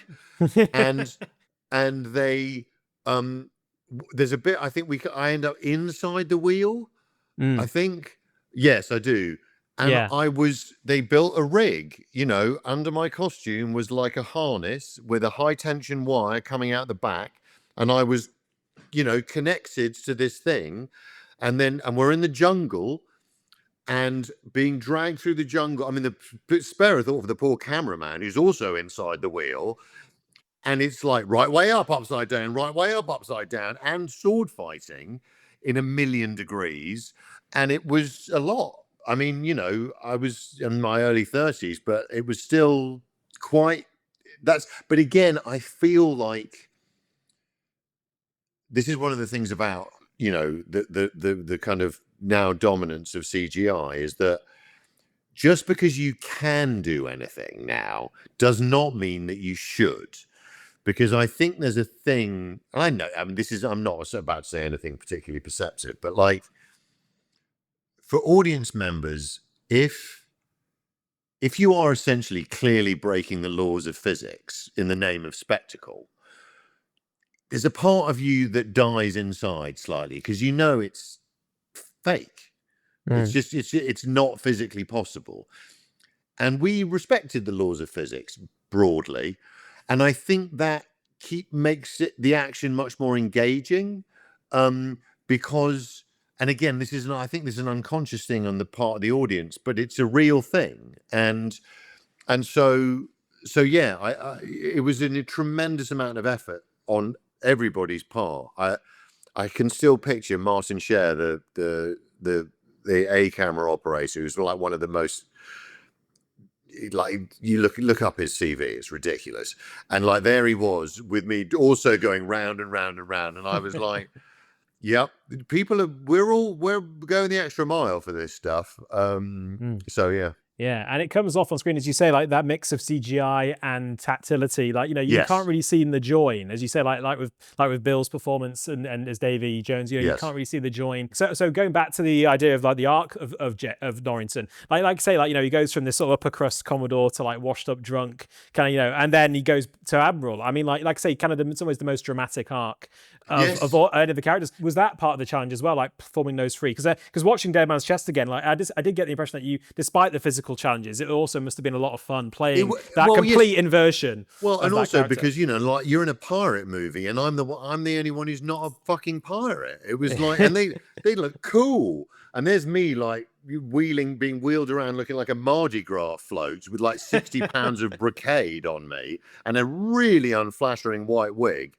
And so, being able to kind of, move into the more buccaneery area of the movie and also it was a very generous thing of Ted Elliott and Terry Rossio, the writers, to sort of given that he's the one who has to give up the girl, and like at the end of the first one, he loses everything, right? And so that Norrington's the one that gets the MacGuffin in the second one, was sort of a nice touch. I thought it was sort of he got his in some ways. In the absence of marrying Elizabeth, at least he gets some horrible heart in a bag, but it's better than nothing.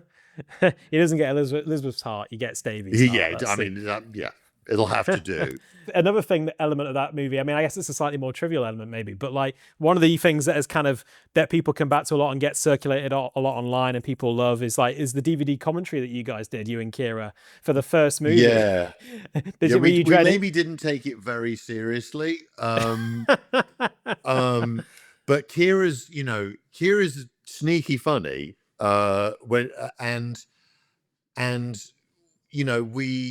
We'd spent a lot of time with each other. We were very relaxed around each other, and it was like, and also the comic tone of the film is very unserious, right? And so it was like, well, why, like, Gore can talk knowledgeably about the technical requirements of this, we might as well just take the piss. So I guess we did. Yeah, you're not the first, but I've never heard it. I do remember that we didn't take it very seriously. That comes across when you listen to it, because like I say, it's one of those things that gets shared online and people really love it and like joke and laugh about it. But then there's also stuff in it like when you're being anointed as Commodore, right? And you have to do that incredible sort of the swish of the sword and all that stuff like that. You spent weeks learning that, right? That was a lot of rehearsing, and it was like, I mean,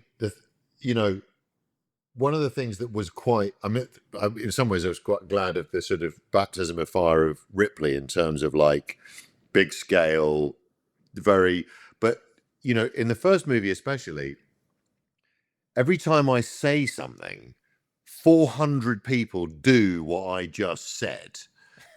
and that often involves like not one, but two ships.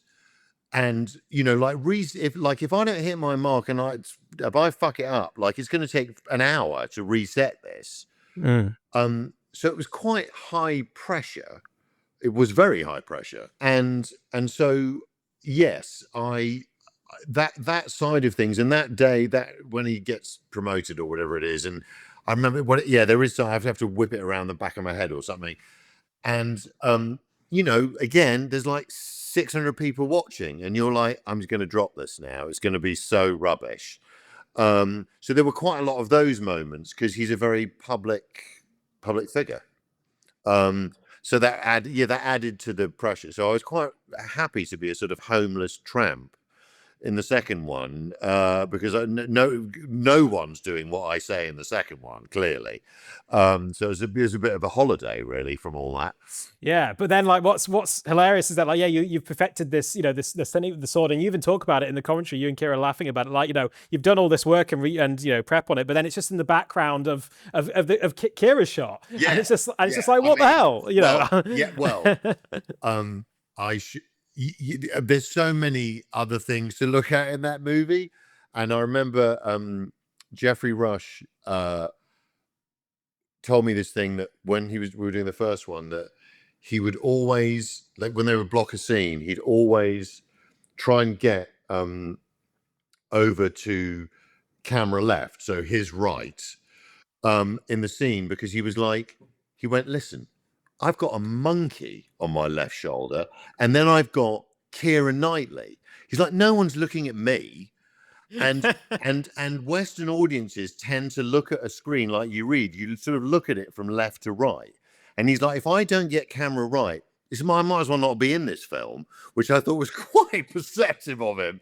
And yes, of course, I spent all these weeks trying to do this thing, and then of course I'm just slightly blurry whilst the camera, feasts on young Keira Knightley's, youthful gloriousness. But you go back and look at that film, as you say, like, Geoffrey has, because I've heard that story about Geoffrey says before about positioning himself on left of screen, and you see it in every other shot he's in. He's everything. Like, every scene. It's he really thought about it.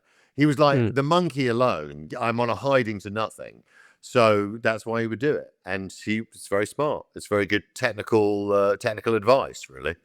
And he's such a brilliant actor. I mean, and he's fantastic in that film. I mean, I know you guys didn't have too many scenes together, but like, do you remember like working with Geoffrey, like, on that film at all? Like, I mean, I don't know if I had any scenes with him. Did I? I'm not sure I did. But what I did enjoy was the fact that he was doing, because he's such, he's a creature of the theatre primarily, and so he can elevate a performance in a way that kind of movie requires. Like, it's like doing sort of, some subtleties required in all movie acting, but like something like Pirates, it's like, like it's you got to rise to the material. And Geoffrey he's such a student of the history of the movies, and he was sort of, it's a sort of collection of all the best bits of, I think, of other great pirates on screen, sort of thing. And like, no one is like Geoffrey, and like his commitment to the bits was, because Johnny's doing this thing that is so specifically Johnny, and so specifically Captain Jack. Like, Captain Jack is a one-of-one character, but Barbossa is like, that's the pirate that we think we know, if we think about, right? And so I would watch him work and enjoy the fact that he was so detailed about honoring the fact it's a pirate movie. Like, you need that. You need, like, he's the antagonist in this thing, and he needs to, fill the space, and which he does with some alacrity. On frame left, yes. Yeah, on frame left, always. always. Camera left. And talking about, like you say, we were talking earlier about how, like, people will come up to you and recognize you and talk about how much they love this film or this program or this role that you've done. And like with Pirates, like, that is a series that is really, people still, it's still beloved, so beloved by so many people. And like, what's your theory on that? And like, why do you think people have sort of taken them so much into their hearts? I mean, it's hard to pin it down to one thing. There are lots of things. I think it's simple. I've sort of touched on this before. It's very simple. It is very rare for there to be a genuinely family-friendly movie that even adults don't mind watching repeatedly with their children. Because, when children decide they like a movie, they will watch it a lot. And I think the fact that, young and old alike are catered to in a way that makes it enjoyable. So of course, it became, part of family, individual family cultures. It's like, people would watch it at Christmas together or whatever it is, and so it becomes part of, that's why we do it. It's so people take these things into their hearts and their memories, and it becomes part of the texture of their own family lives. And like, really nailing a proper 4-quadrant family movie is it's the holy grail of like popcorn filmmaking, and it's very rarely achieved. Generally speaking, they tend to, I think the kind of the Pixar and illumination of it all, like, they can have it both ways, because they can control the tone very specifically because they've got control of all the dials. But this is live action, so it's like a lot of this is being entrusted to us, and that's a slightly different thing.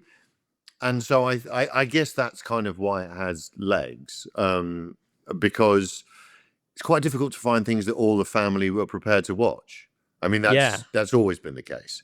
Like even a kind of, sour-faced 16-year-old who wants to spend no time with their family whatsoever will be like, okay, all right, we'll watch the third one, whatever, because they've got this childhood memory, and they do deep down, even though they're too cool for school, they still like it. So going back to your performance, something that just occurred to me is the fact that, because I've heard you talk before about like having a sense of imposter syndrome sometimes when it comes to performing, which I think is very common. I think from what I understand for all actors and just people. But then, as you say, you're playing this character who, when you say something, 400 people do it, and you're literally the Commodore, and like you're in charge of what's going on. I can only imagine what it must have been like on set. Maybe like the first day you had to do that, and it must have been a rush, Yeah, the first few days were intimidating, but by that stage, I've been doing it for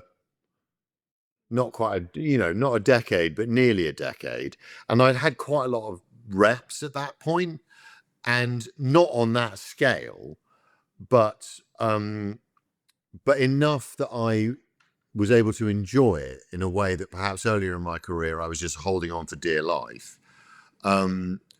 But also, Johnny's such a uniquely just one of one screen presence, and he's so open and just sort of playful, and realizing that we could go anywhere. And we did. A lot of the time we veered wildly off the script because off he would go, and I'd be like, oh, I guess we're going to do this now, and so it was. I think I probably felt. I mean, imposter syndrome never quite goes away unless you're some kind of pathological narcissist. But I remember being a bit more comfortable on those ones, and I'm glad I was, because I was able to take it in, and like I did a lot of I was constantly like, remember this, remember that, you'll never see that again, and it happened all the time. I found a folder of photographs I was given by the publicity team for the first one, and there were some amazing. I hadn't opened it for 20 years. We moved house quite recently, and I was like, what is this? And I was like, oh, and my son happened to be in the room. And I came across this picture of, I think there's a scene in the first one where I'm in a little sort of state boat with a lot of Marines, and we're outside a cave or something. And we filmed that on the open ocean in the middle of the night. And what you can't see is what I'm looking at, which is an armada of, the lights have to have a boat.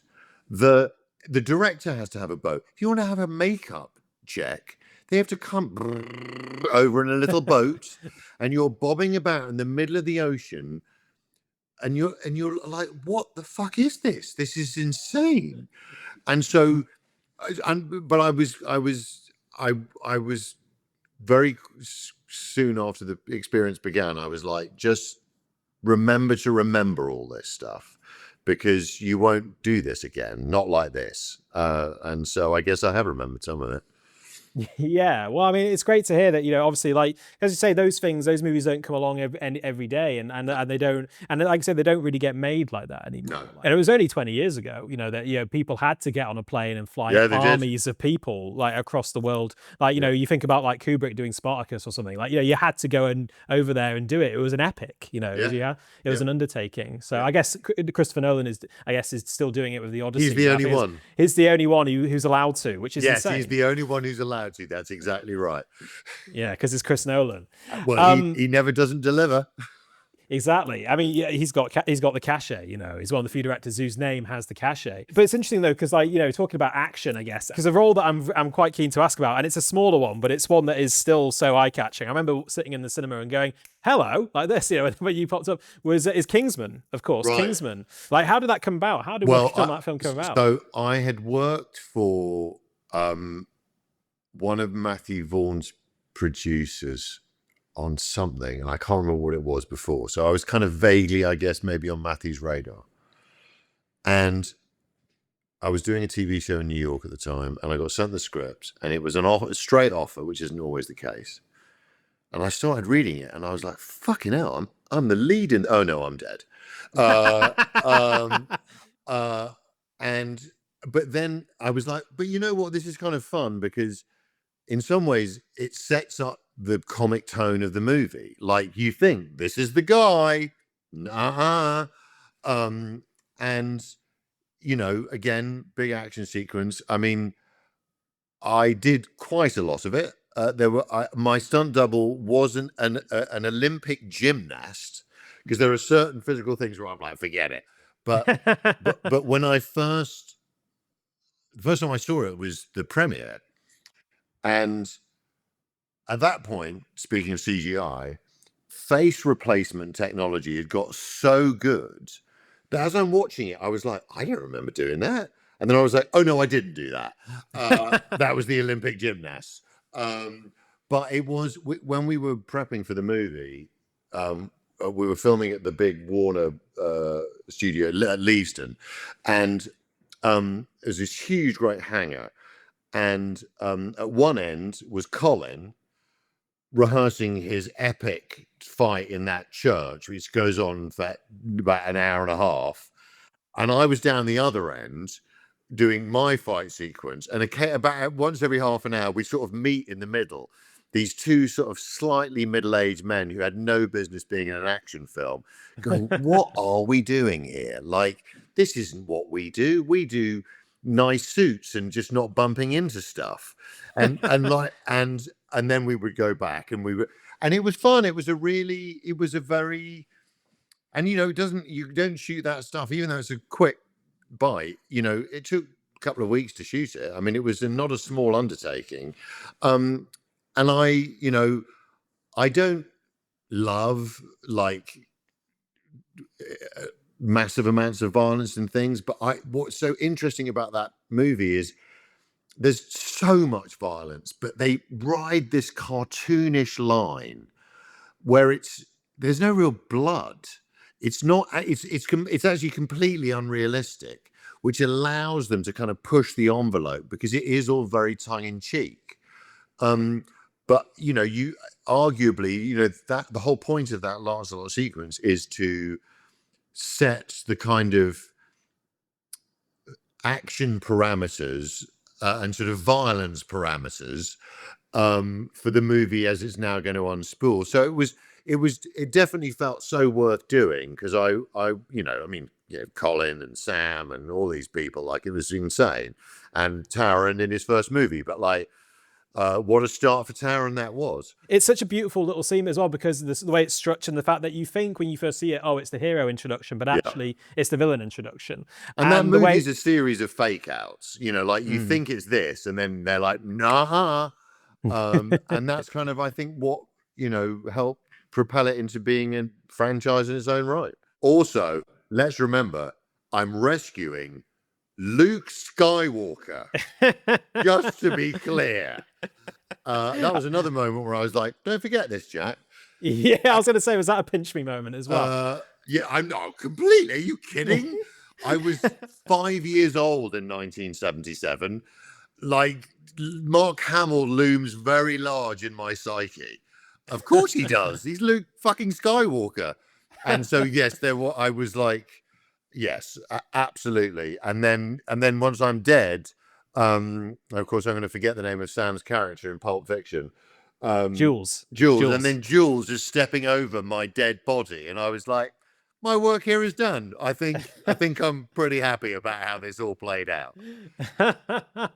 So would you guys just be like, say, like, there's an interesting structure scene. It's a scene kind of in 3 acts, and in between all that, are you guys, like, you and Mark or Sam, like, you know, like, you've got a lot of players in there, like, you guys just, Yeah, totally. you know, chatting. I mean, chatting. less Sam, because Sam doesn't come in until the very end, and Sam is a lovely guy, but he's quite self-contained.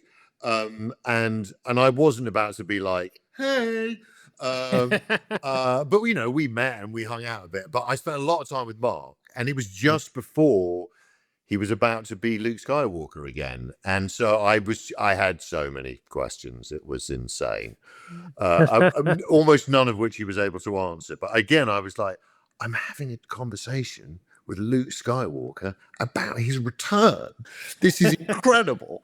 So I was nerding out quite badly. How could I not? Absolutely. Well, that's so sweet to hear. And like you say, it is a shame because, like, obviously, you know, you rock up and then you've obviously got kitted out in the bespoke tweed. Is it Savile Row? The Savile Row suit? That stuff came from a place called Cordings, which is a sort of country gentleman's hunting wear shop on Piccadilly, which I believe is rather improbably owned now by Eric Clapton. And they had such a specific, because of course, you know, the Kingsman thing and the tailors and all of that stuff. So the look was, you know, paramount. And because I'm really the first, I mean, there's a sort of scene at the beginning, isn't there, of me and Colin and Mark briefly, but we're in tailored boiler suits that are called siren suits, which is what Churchill used to wear during World War II, during the Blitz. And it might basically imagine like a pinstripe suit, but reimagined as a boiler suit. And you look it up. There's pictures of Churchill in these things during the war. They are the most difficult thing to tailor on earth. And there was literally one woman who worked on Savile Row who was actually capable of tailoring these things. And they made them from scratch, because obviously they don't exist. And I had like 12 fittings, because the architecture of those things, it's much harder than a jacket and trousers. It's a sort of miracle of tailoring. And then, of course, in the scene, it's quite dark and you can't really see what we're wearing. So really the first time you see me in the kind of, you know, whatever it's going to green check suit, that's the first time they're like, this is the visual vibe. And so I think there was a lot of careful consideration for what exactly I would be wearing, and so that was what happened there. And as I say, it's just, even though it's a brief, you know, moment, it's still such a wonderful, eye-catching scene. And but it's interesting is that, like, you know, because you've worked with so many amazing people. I mean, some of the people just in that scene alone, obviously, like Mark Hamill and Sam Jackson, and then obviously Matthew Vaughn directing it. Is there anyone out there right now that's working who you haven't worked with before who you would love to? I mean, is there anyone out there that you're a particular fan of, like, who you haven't worked with? Touched on him. I mean, like, Christopher Nolan is, I mean, and I auditioned for him once in LA for, I think, one of the Dark Knight movies. Obviously didn't get it. But I've just watched his body of work grow into this. And I had a conversation with someone like a couple of days ago. Like, I don't rewatch films much. Like, I do, of course I do, but the kind of suite of movies that I do revisit quite often is pretty limited. But I have watched Interstellar. I'm in double figures, which is like way out there. I don't really like science fiction, apart, you know, like as an adult. Like, I mean, of course, I've seen all the Star Wars movies, and but like, it's not my go-to genre. But it's such, also as a parent, like, Interstellar just is such a gut-punching movie, and the idea of missing all of your child growing up. And then the sort of the formal brilliance of, like, landing at this, like, you know, this story that's crossed space and fucking time in ways that it's hard to really wrap your head around. And then the end point is he's literally at the deathbed of his own daughter, and you're just like, and I'm just like, Dunkirk, one of the great formal achievements in the history of cinema, like with a score that has no melody. It's all rhythm. Just like he's unbelievable. And he's so kind of he's so unknowable in a way, which I love about him in the era of the massive overshare. We don't really know much about Christopher Nolan, but there's a book called The Nolan Variations, which I think Tom Schoen, a really good film critic, and Nolan sat for like 10 interviews, and it's so revealing. And he's such an incredible artist, and I love how he's expended his cultural capital. Like he makes these Batman movies, and then he's like, and now I can do whatever I want. Watch this. And you're just like, oh my God. Like, there's just the formal brilliance of them, the performances he gets out of people.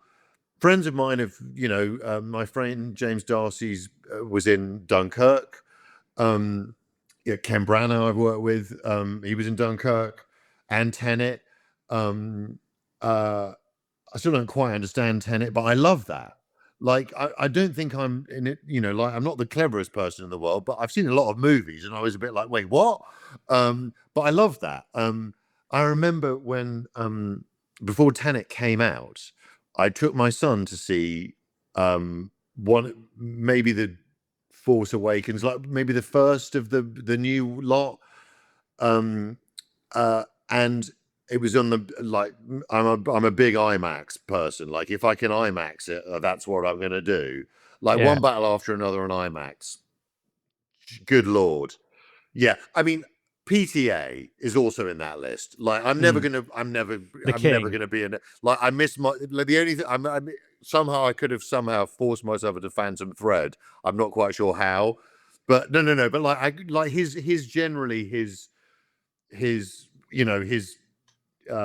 imaginative world does not include actors that look and sound like me. No, Phantom Thread. You were totally fitted into Phantom Thread. You would absolutely, Phantom Thread, maybe. And absolutely. Let's spare a moment. Think about that. Paul Thomas Anderson grew up in the San Fernando Valley. He wrote Phantom Thread. Think about that for a second. Yeah. About the imaginative leap that's required. And I love even at the Oscars the other night, like he still has, because he was this kind of wunderkind. When I first went to Hollywood, I went off the back of Ripley, and the guy that cast Ripley was sort of very sweetly introduced me to agents and helped kind of find my footing in LA when I got there. And he took me to a couple of events as well, including the world premiere of Magnolia. Yeah. Jesus he took me to Christ. 2 premieres. He took me to the world premiere of Magnolia, and the following week, the world premiere of Eyes Wide Shut. Thank you and good night. Tom Cruise's double whammy. Right, totally. there. Like, Magnolia, arguably the greatest Cruise performance there is. And Absolutely. I remember sitting but I'm trying to bring this full circle about PTA. Like, he was 29 when he made that film? Yeah. But he still has this kind of completely justified kind of cockiness, because he knows how good he is, because he's arguably, inarguably, one of the greatest American directors of all time. Of his generation, I think. I think he's the best. I think he's the one. He's the one. 100% the one. And at the Oscars the other night, when he's like, wow, you really make a guy work for one of these. And I was like, that's the Paul Thomas Anderson I love. Like, you couldn't help it. And I was like, yeah, damn right. It's a travesty that it's taken this long. And in a way, I guess it all works out in the end. Probably, well, I mean, it's obviously his most mature work, One Battle, but what a piece of, oh my God. Yeah, oh my God. I mean, tricky year, because it's like, equally, everything about Sinners is spectacular. Incredible film. but I also feel like Ryan Coogler is going to be winning a few Oscars as a director. I mean, like, he's got a long way to go. So probably honors even, like, so hard to, like, and actually kind of, it almost felt like the Oscars kind of got it right in a way that they often don't. They, if something starts to get momentum, then it wins everything. And I thought in such a tough year with two such different, unbelievably iconoclastic movies, that they managed to kind of go, yeah, honors even, which I thought was cool. So yeah, I mean, PTA for sure, Nolan for sure. I mean, if you're listening. Let's make it happen. Let's make it happen. I mean, and as you say, like, yeah, we'll give the best picture Oscar to a Thomas Pynchon adaptation, essentially. Like, Pynchon, and as you say, it's like Scorsese when he won for Departed. It's like you really make a guy work for one of those, because at that point, Goodfellas, Raging Bull, Taxi Driver, King of Comedy. I watched that Scorsese documentary on Apple, and you're like, it's unreal that it took that long to be like, Marty, we're so sorry, we forgot, not before time. But I really loved that he couldn't help himself and be like, yeah, I mean, you could have done this a while ago, but that's okay. Well, I mean, because obviously you worked with Hoffman, Seymour Hoffman on Ripley twice. Yeah, and obviously he was one of PTA's go-to guys. I mean, did you ever talk about that with him? Because I think Boogie Nights would have been under his belt when you did Ripley. So did you ever talk about that at all? We did, but I was very in awe of him. He was the sweetest. God, he was a beautiful human being. Oh my God. And we hung out a lot on Ripley, because we were sort of equally not used, like we were, like we were supporting characters. So we hung out a lot, and he hadn't started to lay down the marker yet. Although I will say this, film nerds, if you want to see for my money, the canary in the coal mine for his future total brilliance is in Scent of a Woman. He's young, and there's a scene in that where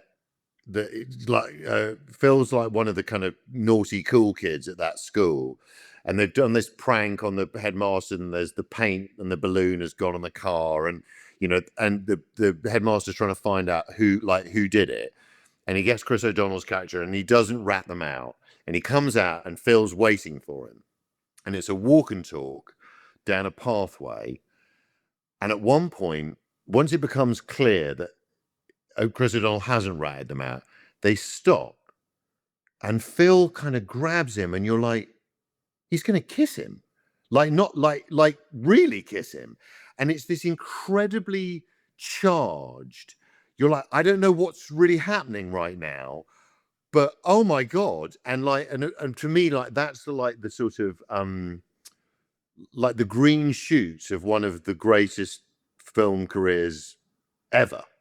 I mean, him and just sitting in that car in Boogie Nights is just ridiculous. Yeah. But heartbreaking. And what's funny is, but you mentioned Scent of a Woman, because I think that I want to say that was what PTA first saw. Well, I mean, maybe not first time, but he saw him in that, and it was like, he's for me and I'm for him. That's 100%. I need to work with that guy. And then you get Hard Eight, Boogie Nights, all the Master. I saw some behind the scenes footage on YouTube that I'd never seen before, because I often dig around for PTA stuff. and it was just the two of them dicking about on the set of Magnolia. And if you think about the emotional intensity of Phil's storyline with dying Jason Robards and Tom Cruise coming in and that happening, and they're just dicking about, and I'm like, those are my guys. So yeah. Have you seen, there's a fantastic compilation on YouTube. I think maybe this is what I'm referring to, but it's best of PTA and Hoffman, brothers and masters. Yes. It's 20 minutes of just them vibing. It's great. Yeah, I mean, let's just talk about the master for a second. So when I first saw that film, bear in mind, I know how the sausage is made, right? And what Joaquin was doing in that movie, I was genuinely worried about him. It's so raw and exposed and just vulnerable beyond imagining. But it wouldn't hold up unless Phil like plays bass in all that stuff, Mm. and he's still so powerful, but like it's so generous and smart, and like he knows how to keep the balance in the scene, because obviously what was he called, Freddie Quinnell, Freddie something, Freddie Quill, yeah. Freddie Quill, that's right. Like he stops Joaquin's extraordinary unpredictable wildness from kind of unbalancing everything, and it's God, I walked out of that movie just like, I mean, I call myself an actor, but those motherfuckers, I'm like, I don't know, like, I guess, but like that is a different thing. I could talk about PTA films for another 2 hours. Same. I mean, I remember when PTA was interviewed about that. Like, I think Bill Simmons asked him on his podcast, like, "What's the greatest thing you've ever seen an actor do?" And after chewing it over for a couple of minutes, he was like, "Phil Hoffman in The Master and Joaquin in The Master, like those two together, like completely." And also, like this is probably quite a good high point to wrap things up, because I like nothing more than talking about someone else other than me, although I've given a good impression of someone who doesn't mind. Quite recently, I was I wasn't very well, and I was home for like a week or 10 days, and we had a family member staying with us who's in their like late 20s, and she hadn't seen a lot of PTA stuff, and I was like, oh, allow me. And back to back, like 2 nights, one night after another, we did the There Will Be Blood, Phantom Thread double. And you're like, this guy gets the very best work out of the greatest living actors time after time after time. And I don't know how he does that, but he does. And I hadn't seen There Will Be Blood since it had come out. And I like, again, it's very different when you're a parent. I wasn't a parent. Like there's like it hits completely differently. But as a pair, you're like, how is this even possible that the same person can make these two films with the same actor, giving these two total poles apart? Like it's just mental. And my admiration for him, I mean, clearly, and I was so happy for him that he walked out of there with not 1 but 3 Oscars. Quite right. Quite rightly indeed. I've got to say, Jack, before we wrap up, can I ask one very quick last question? Because I have to ask, because you mentioned it, like you say, because we talk about PTA and Nolan, like you say you auditioned for one of the Dark Knight movies. I did. Is that right? Yeah. I've got to ask, like, A, what was that like, and B, who did you audition for? Can you reveal, or is it? No, I can. I'm sure I can. NDA? I auditioned for a part that was played by an actor I then worked with subsequently, a wonderful British actor called Bern Gorman, which is arguably the best name for an actor ever. Yeah. And Bern got it, and maybe it was in The Dark Knight. And it was Dark Knight Rises. I think it was The Dark Knight Rises. And this is the thing about Nolan, given we're now in the era of self-tapes and all that, Nolan was in the room. Because of course he was in the room, because that's how he rolls. And it was like, and you know, there was a bunch of us coming through in rotation. He didn't have to do that. He could have just watched the tapes. But he needs to, like, he's a purist. You know, he understands it's about doing the thing in the room and sharing the same air molecules, and like he needs to see it, like, with his own eyes, and it was just, and he was a very unobtrusive presence. I was like, fucking Christopher Nolan's over there, but I was very struck by the fact that that's actually quite unusual in this day and age, which is awful but true. And you know, he doesn't have any phones on his sets. There are barely any chairs. Like you can't, like, it's like we're here to do the work, and we're gonna. And I don't think Nolan's ever had a cell phone, ever. Of course he hasn't. I think he has like a burner phone or something, very sort of lo-fi. Yes. But yeah, whatever Bern Gorman's character was, that was it, and I clearly didn't get it. And Bern did an amazing job. Fair play. Well, yeah, it would have had you walking out on the ice over, you know, Goff, and then going right. Under. Would have been a good way to go. I've died in many glorious ways, but I haven't done that yet. I think getting sliced in half is pretty good. That's pretty good. Yeah. Fantastic. Well, Jack, what can I say? This has been such a pleasure having you on. I mean, like, I didn't expect we've really got into it. I've had so much fun just listening to you chat and reminisce and take us down memory lane. It's been fantastic. And Brilliant. you know, what can I say? I'm a huge fan of yours as well. Always have been. And look, I can't wait to see what you got coming up for us next. I mean, like, is there anything you'd like to? Yeah. Now's the plug moment. I'm about to shoot the 3rd season of this thing, which is based on the Foresight saga, which is on British TV and an American TV here, and it's got the word. Well, actually, our show doesn't have the word saga in the title, but it's a saga, so it could go on for a while. And it's a good, nice group of actors: me and Stephen Moyer and Thomas Middleton and a bunch of other great folk, Millie Gibson, Joshua Orpin, and it's fun to do. It's intergenerational costume drama. It's kind of like, Succession is Succession. I'm not going to pretend that we're like up there with the kind of level of that show, but like it's kind of Victorian Succession. It's a lot of, who doesn't like watching very rich Victorians be miserable and try to kill each other all the time? So if you're into that kind of vibe, come on in, because we're about to do season 3 now, and we've been recommissioned twice before anyone's even seen it in the US, which is that's never happened to me before. So thought I'd seen it all, but apparently not. Apparently not. Still new things to come. Fantastic. Well, as I say, thank you so much, Jack. I can't wait to see it, and thank you so much for coming on Half the Pitch. This was genuinely such a pleasure. My great pleasure. Thanks for having me. Take care.